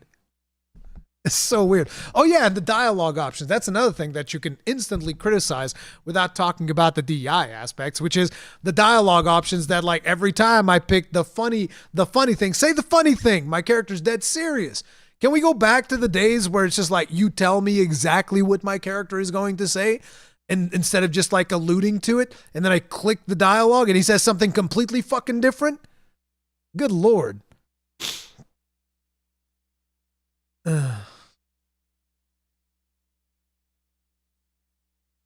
Do you care about the DEI/woke propaganda or just ignore it? I don't like tokenism. I don't like tokenism in video game. So there is a way to do things wherein you can present gay characters, trans characters, and all of that stuff. But the thing is, if the whole, and again, I don't know if this is the case in Veilguard yet, because I haven't gotten to that character yet. But the thing between implementing those things right and in those situations where they do things right doesn't bother me at all, because it's perfectly fine. You have a trans character, who cares? The thing is, being trans shouldn't be the whole story of that character. It can be a part of the story of that character, but that character should have other motivations between their gender identity. That is the basis of a good character, right? A good character has flaws and insecurities, and it has strengths and potential, right? And you write a good character, and at that point, it doesn't matter if the character is trans or gay or, black, white, doesn't matter so long as it is a good character. But if the whole thing about that character is it being trans, that is when I don't like it, because it is just blatant tokenism. That's the thing. And I don't think that, trans people should support that type of tokenism, because it's not good. And it's just going to cause the rest of the community to resent it. That's where I stand when it comes to this stuff. And again, like I said, I don't know if that's the case in Veilguard, because I haven't gotten to the part where I've gotten to know the character and the stuff that happens with the character. I haven't gotten to that part yet. But when it comes, if you're asking me, like, do I Do I mind that there's a trans character? No. I mind if there is a tokenistic character. That I don't like. Because it's just blatant pandering at that point. I don't think anybody should like it. But that's the way that I look at it. I'm tired and already exhausted myself talking about diversity in games. I'll keep this one brief.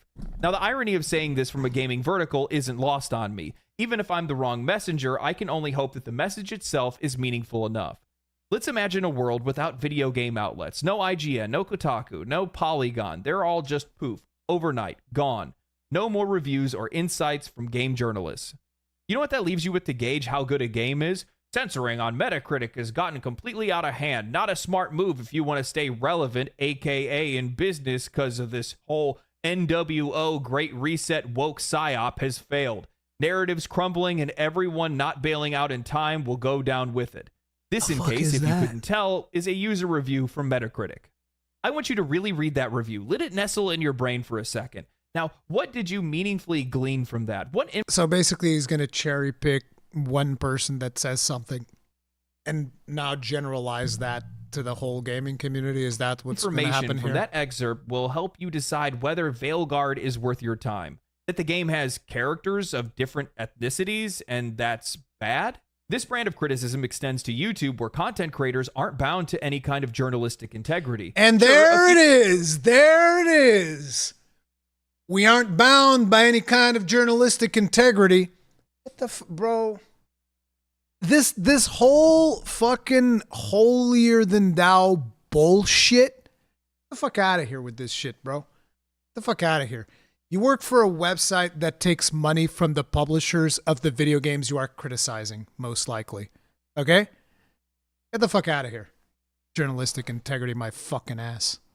Few YouTubers provide thoughtful feedback on the strengths. I judge gaming media based on what they write. Some people I like what they write, some people I don't. It's that simple. And weaknesses of a game, but some couldn't care less about worthwhile, relevant, informed discourse. They don't have to talk about the gameplay, visuals, characters, story, pacing, mechanics, or any of the other nuances one looks for in a traditional review of a game. Instead, they can turn a camera on and say the game sucks because it has pronouns in it, or it features too much diversity, or ruined a franchise by... I would like to point out how much criticism I just did to Dragon Age the Veilguard throughout this video without ever bringing any of these things up. I guess I still have journalistic integrity, even though I'm not a journalist, huh? By introducing any other sexual orientation that isn't straight or a gender identity that isn't man or woman. This isn't a conversation, a point to it all, just noise. It's funny though, Dragon Age the Veilguard is getting lambasted for its inclusive elements because it apparently isn't a 10 out of 10 experience. No, it isn't a 10 out of 10 experience because it's got shit writing, bad dialogue options, a terrible character creator, and absolutely disgusting exposition and immersion-breaking dialogue. That good enough for you? That's why it's not a 10 out of 10. Fucking hell. Like, do you see how they boil everything down? The only reason you say it's not a 10 out of 10, it's because of the inclusive elements. No, motherfucker. No, that's not why. Meanwhile, I don't recall Baldur's Gate 3 getting a whole lot of flack. Oh, wait, never mind. I guess I just had a momentary mental lapse. But because Baldur's Gate 3 is a good game. And guess what? In Baldur's Gate 3, you can make a female character with a dick. And nobody cares because it's a good game. Let people play their fucking video games because they didn't resort to blatant tokenism. And it's brutally diverse. You can be gay, bi, straight. You can do whatever the fuck you want. You can fuck everybody in your party. Everybody's always down to fuck. Because they don't judge you. Because they're not beating you over the head with the diversity stick. That's why. Jesus, this isn't fucking rocket science.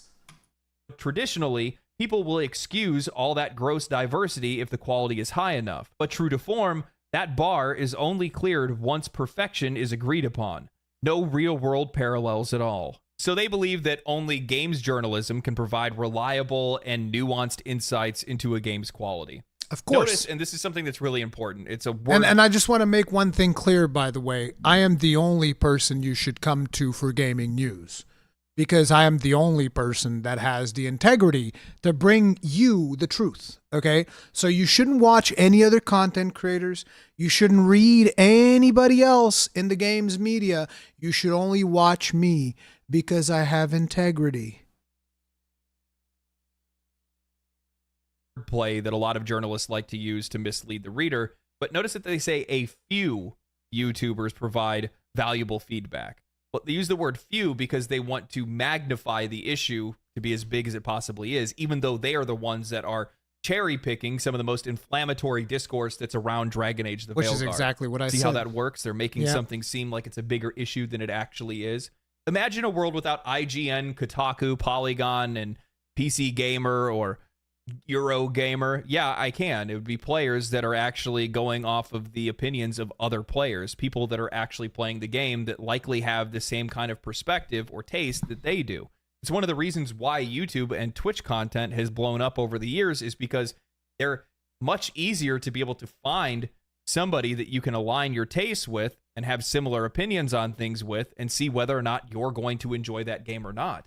That's probably one of the biggest issues in games journalism today, is the fact that the perspective and opinions and beliefs that are held by those in media are not shared by those that are the audience. And as such, it's leading to a conflict. We don't see eye to eye anymore, and because of that, they don't want to pay attention to you for your opinions. They feel that a lot of these folks on YouTube and Twitch are a lot more genuine and less compromised, and in fact, they are less compromised. I mean, the writer themselves says they're going into the trenches. They view this as a battle line, like they're going into war. They view this as a war that they're in. They even go as far as saying, even if I'm not the right messenger, I just hope that the message is meaningful enough. Well, that's the problem. How do you lack the self-awareness to realize that you're magnifying an issue that's not even there to begin with?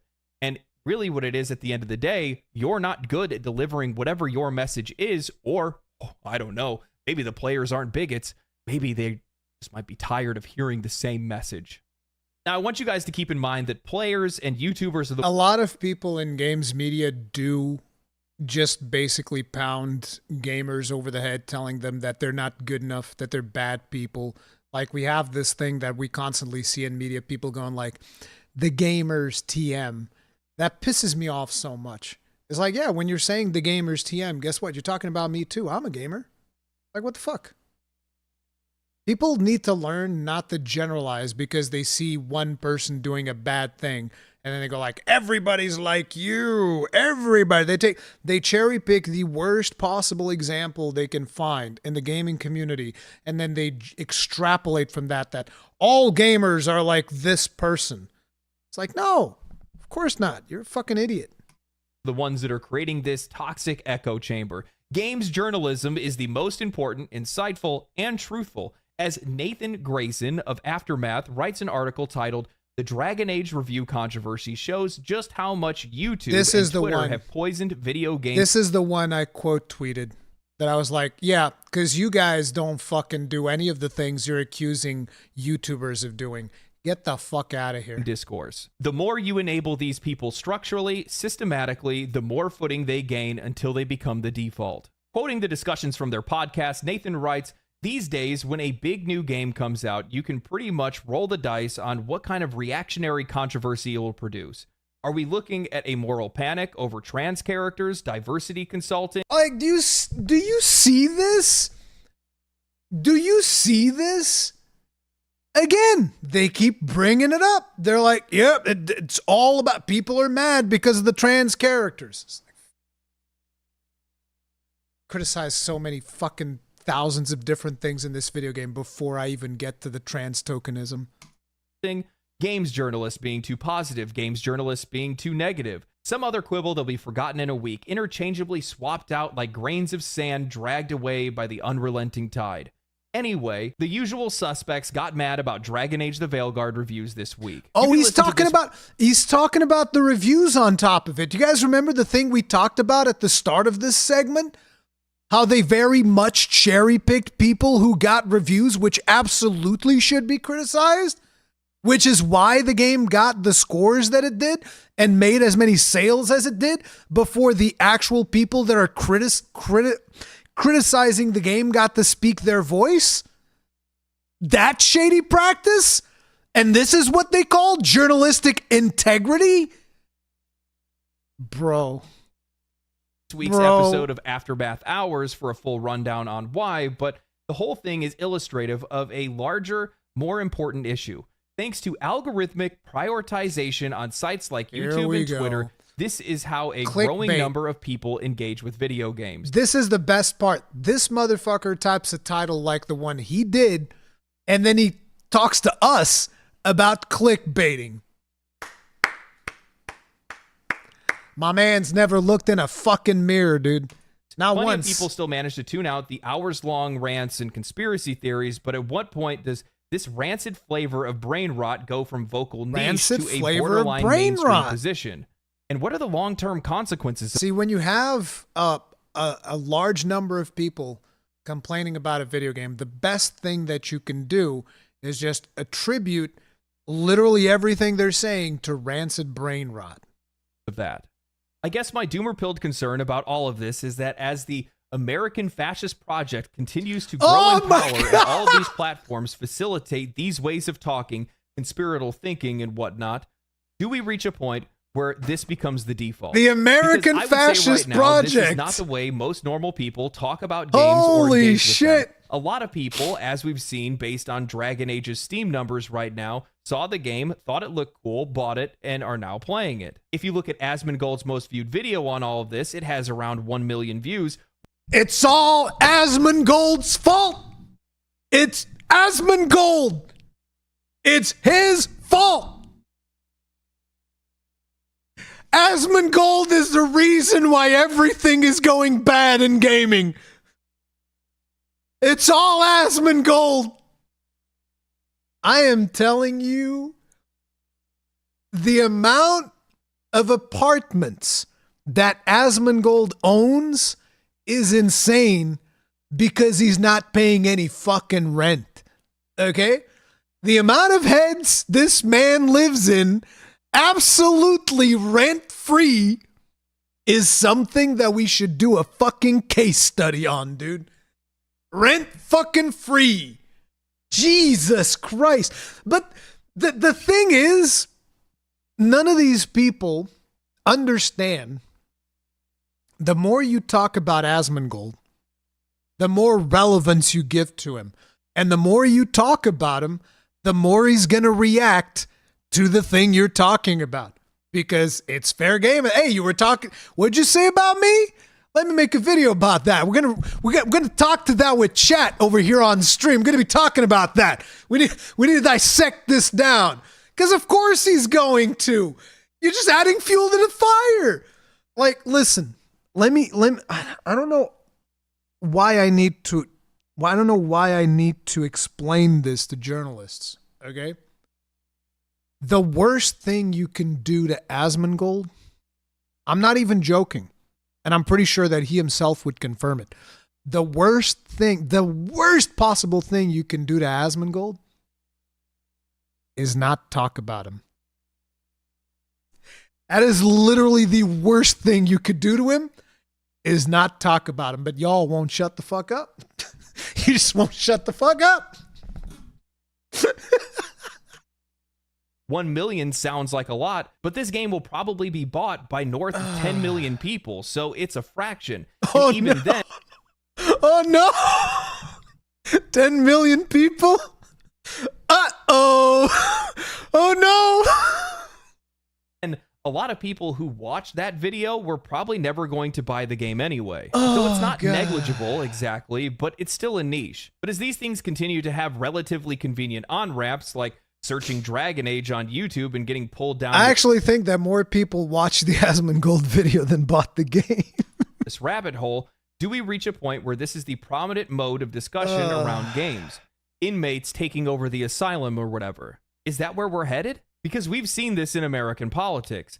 The more you enable these people structurally or systematically, the more footing they gain until they become the default. He says while enabling these people. Can you imagine how out of touch you have to be to basically just you just have the gall to go up and write an article where you tell everybody that has a different opinion from you, and you're like, you're wrong. You're wrong. You're just wrong. Somebody's like, no, actually, I don't agree with you. And it's like, it's okay, you're wrong. And you're dumb. You're wrong and you're dumb and you're stupid. Yeah. Yep, you're wrong, dumb, and stupid. And you listen to this other guy on the internet, ooh, you're really dumb and stupid. Yep. Like, bro, what the fuck? This one is not drinking the Kool-Aid. They drank the entire cooler. I need to stop you right there. One of the things that I frequently see is journalists or those whose content isn't that popular online criticize the algorithm. They believe it is a system that is promoting these opinions that they disagree with and ultimately are suppressing their own. That system is an issue, and it's only fascist because it's not promoting their ideas or their opinions. YouTube and content... Yeah, if only the algorithm wasn't throttling me, I too could have 300,000 views. Yep, it's the algorithm that's keeping me down. Creators in general are supported by their audience, not the algorithm. The algorithm simply feeds you things you might be interested in, and it's up to you to engage with it. If my content, or Asmongold's for that matter, wasn't supported by an audience who resonates with our opinions or our discussions, then it wouldn't be seen. If it wasn't the most popular opinion that was held, then it wouldn't swallow the opposing opinion in the algorithm, and those videos would be served above ours. Content creators and YouTube don't create a bias, they confirm it. Going on to talk about identity politics in games and saying that it's not the normal way people talk about games, well, bud, we're not getting normal games.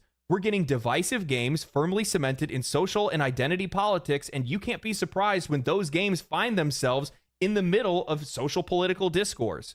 It's the very reason that you put something like that into a game in the first place. By its very nature, it is subversive.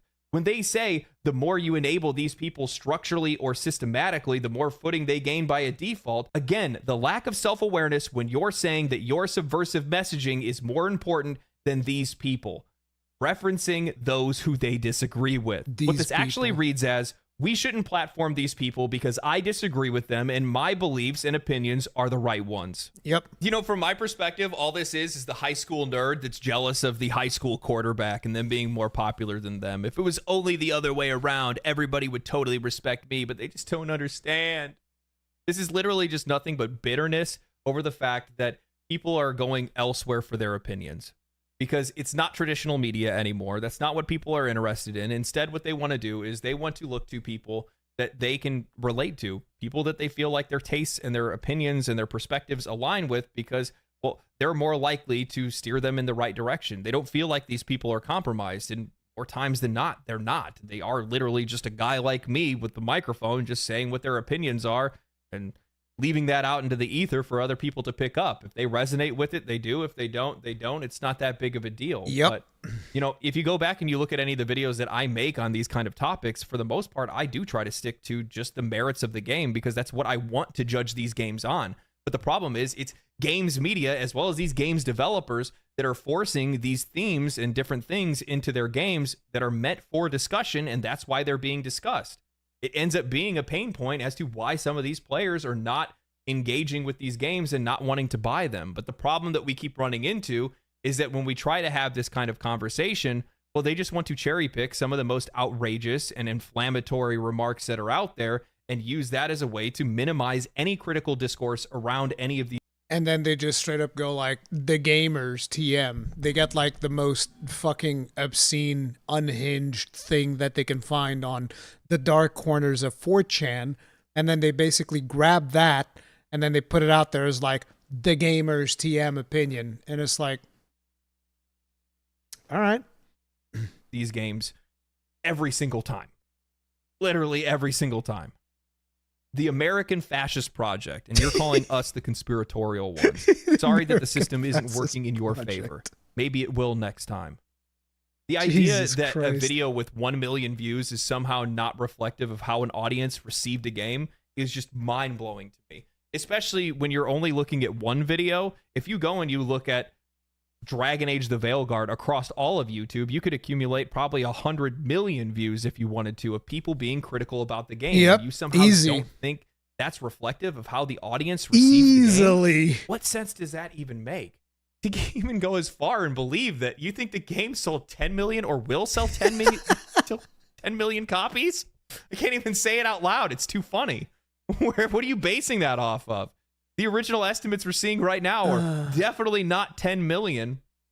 You know, we could actually take this a step further. That video that they're referencing for Asmongold, I think it has like 1.5 million views or something like that. That video has more views than the sales of Dragon Age the Veilguard, Suicide Squad Kills the Justice League, Concord, and Immortals of Avium combined. But you know, that's it's just the fucking minority. Savage. A fraction. That is so The writer savage. continues the podcast transcript saying, I think an important thing to remember is we work in video games, and we work directly with people that know as much about video games as possible and as much about the video game media ecosystem as possible. The people that follow us on social media, all they do is talk about video games all day. Our peers and colleagues and former colleagues, that's all we talk about. As a sample of the video game playing public, we are a tiny fraction of people. All my IRL friends will talk to me about is a Call of Duty game once a year. Is it just me, or is he perfectly describing like an echo chamber? Feels like this person's perfectly describing an echo chamber. One I play football with will talk about EA Sports FC once or twice a year to complain about it. They don't play Dragon Age. They don't know what it is. They barely know what Fortnite is. It's the same for everything. It's music, it's movies. People don't consume media about these things constantly on a daily basis. It's easy for us to lose track of that because we think everybody does, but everybody around us does. But my experience with this stuff, because I make it my point to know as many people outside of games as possible to avoid a broken husk of a person, is that it's really important to get that perspective. It's fucking video games. No one cares. Play a game. I make it my point to know as many people outside of games as possible to avoid becoming a broken husk of a person, is that it's really important to get that perspective. It's fucking video games. No one cares. I want you to understand how much importance this person is giving to something that he says nobody cares about. He's like, nobody cares about this. You seem to be mighty obsessed over something that apparently, according to what you're saying, nobody cares about. You like or don't. You don't need to go online and talk about it for 18 hours a day or whatever. He says that while talking about it. Bro, that's fucking impressive. The level of disconnect. So people like Asmongold are out there making these videos, but like Nathan said, what's a video like that going to top out at? 1 million worldwide among English-speaking people? That's not shit. Nathan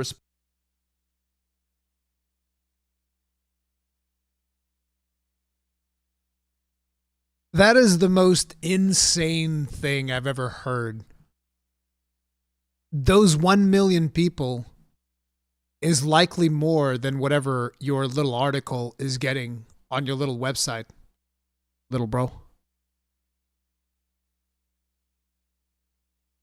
responds, right, there are well over 300 million people in the United States alone. Luke responds, right, and that doesn't include the English-speaking people in Europe or the rest of the Anglosphere. I don't think it's something to... They're actually saying that an Asmongold video getting 1 million views is not a big deal. You can't make this up. You can't make this up, dude. To be worried about as a discourse shaping trend. It's more of a bummer for that type of content on that type of medium. It's going to go on its own journey, and during that time, people are going to be put off it. People might stop watching that kind of content and look somewhere else. They might look on TikTok or on blogs like the Aftermath.site. It's not a given that every 13-year-old boy watching an Asmongold video is going to turn into someone who thinks like that. Most people are relatively normal, and there's a... Do you see how out of touch these people are? My man actually says 13-year-old boy watching an Asmongold video. Do they genuinely believe that that's Asmongold's demographic? Like, listen, bro.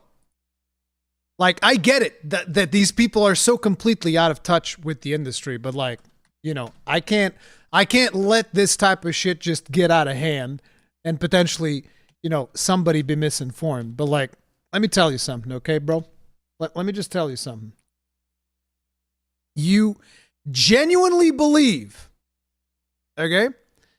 You genuinely believe that a 13-year-old kid is sitting here watching this for 20 minutes. There's no editing. This is a one-take Willie. The camera is out of focus. It is smudged.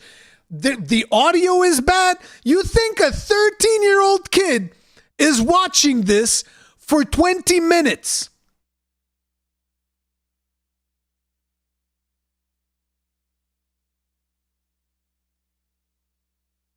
These people not only have no idea what the gaming community is all about, they also have no idea about what kids are doing. They have no idea what Asmongold's demographic is. You are crazy. You're insane if you think a 13-year-old kid is watching this video. You're crazy. You're absolutely, and you can go get another one. Like, look at this. DEI must die. 1.2 mil. You think a kid is watching this for 39 minutes? For 39 minutes, a 13-year-old kid is sitting here watching this video with this guy on the corner talking about it. You think that there's 13-year-old kids watching this live stream right now?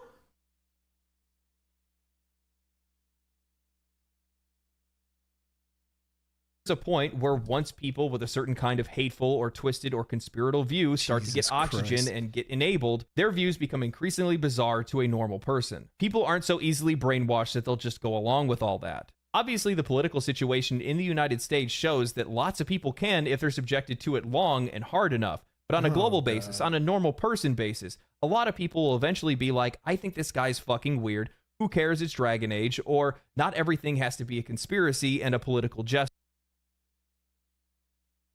I think a lot of normal people don't agree with you. I'm more optimistic than other people are with this stuff, but it's more of a YouTube problem than a societal problem. They need to sort that out. The problem is YouTube. Of course.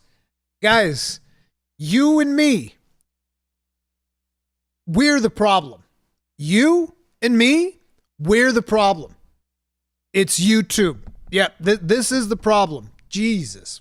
Bro. Can respond true, but in addition, it's a Twitter problem, it's a Facebook problem. With Asmongold, it's a Twitch problem. Oh, it God. is to some extent a TikTok problem. My man's so out of touch that he's like, I'm not the problem. It's YouTube, Twitter, Facebook, Twitch.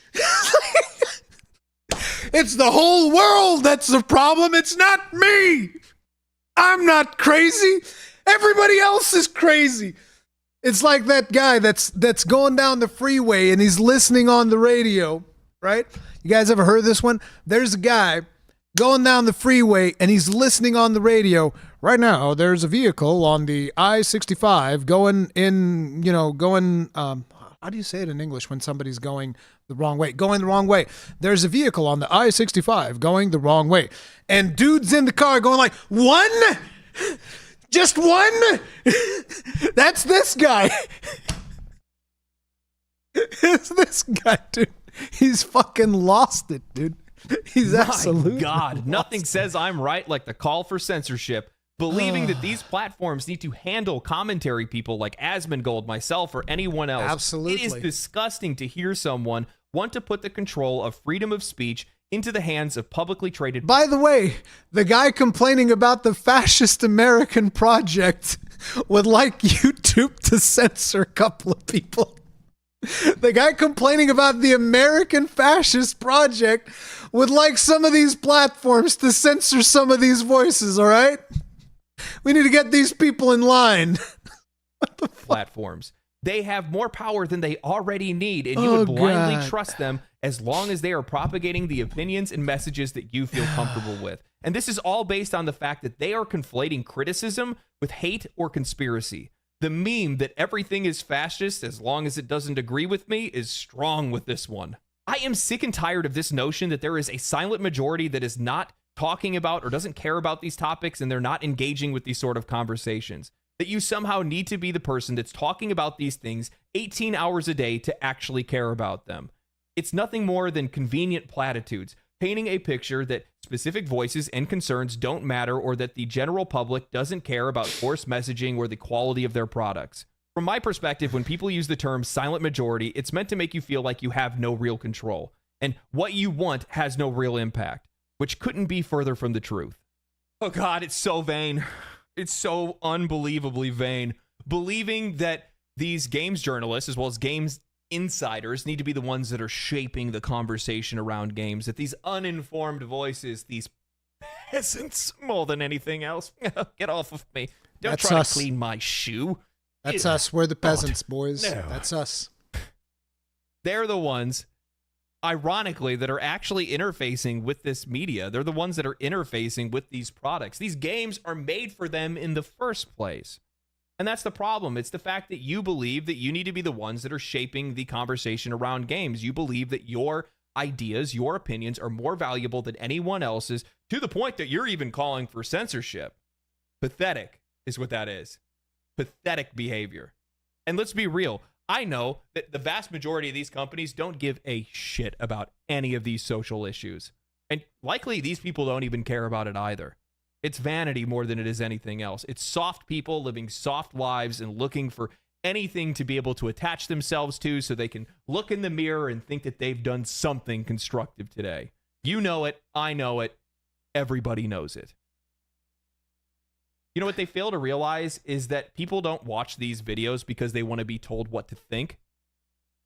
They're watching them because they have their own opinions, their own thoughts, and they're looking to have them either validated or challenged in a meaningful way.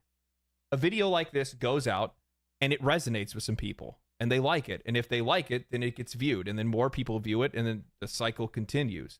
What you fail to realize is that the content is serving the audience. The content creators are serving the audience. Exactly. The platform is serving the audience, not the other way around. And that's one of the reasons why people have gotten so disillusioned with the video game industry, with games media, with different video games that have come out over the last few years, or with the government, or with regular legacy media, or anything like that. It's because they forgot how that dynamic works. The audience, the customer, always comes first. And the minute that you stand up and start to say that voices need to be controlled because you're afraid of what the outcome might be, because you disagree with those positions, because you think that you are the moral authority, that's a problem. And it's no wonder that nobody pays attention to you. This video will likely get more views than your podcast.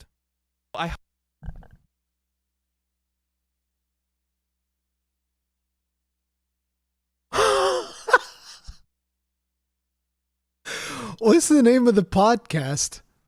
Do we know what the name of the podcast is?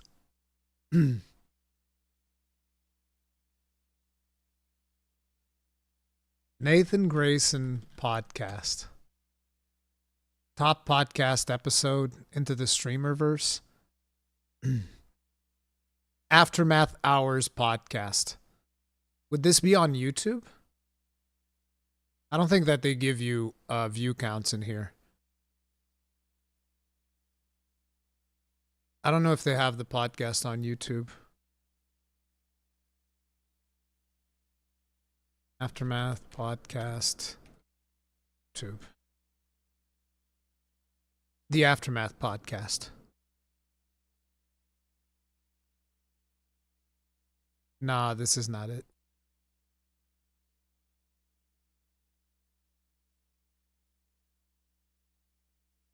This is also not it. This is also not it. I can't even find it, so I don't think they have a podcast. Never mind. I hope you guys enjoyed today's discussion. If you guys did, like the video, subscribe to the channel, share it with your friends. That was and, fucking more savage, importantly, I'm going to go and I'm going to play some Stalker. Actually, I'm getting ready for the Stalker 2 launch. I'm so excited for that. It's not even funny. But anyway, I'll check you guys later. Stay cool, stay righteous, stay safe. Peace. Family. Make sure to check out my boy Legendary Drops. Subscribe while you're in there because he makes awesome content. Super awesome. Imagine trying to find someone's podcast and you can't find it. The podcast probably did not survive the aftermath of this video. Dude, that was pretty savage the way that he said that at the end of the video. I'm not going to lie. But yeah, I agree. There's definitely a problem when a lot of people in games media think that they're morally superior or the only right voices that should have the right to be heard. Because, like, listen, I've always been of the opinion that if people make videos criticizing me, and there's plenty of videos that you can find out there critical of me, it is what it is. People should be, people should be able to say what they want to say about me or anybody else. Unless it's like, they're threatening to kill you or, trying to get you doxxed or something like that. Unless it's that, people should be able to say whatever the fuck they want to say about me. It is what I'm not above criticism. I'm not perfect. I have plenty of flaws. But a lot of people in gaming media do think that they're like, we're the arbiters of morality. We are the superior ones. We are the chosen ones. You should listen to us and nobody else, which is insane. But yeah, it is what it is. I am going to take a break. Thank you all very much for hanging out with me today. I'm going to work on some more stuff, but first I'm going to get some food. Super tired, sleep deprived, all of the usual things. I also want to play some friggin' No Man's Sky because the Beachhead Expedition Redux is back. I want to get that Normandy. By the way, do you guys know, does anybody in here play No Man's Sky? What happened to the other expedition that has like the Millennium Falcon looking ship? Because that expedition is apparently not active. I'm hoping that it's only while the Beachhead Redux is here. And then the other expedition returns. Because they said the other expedition was going to be around for 6 weeks. And it hasn't been 6 weeks. Right? I know you can mod the expeditions. I don't want to do that. I want to play the expeditions while they're there. But I don't think the other expedition shouldn't have ended, right? It ended? No. They said it was going to be around for 6 weeks.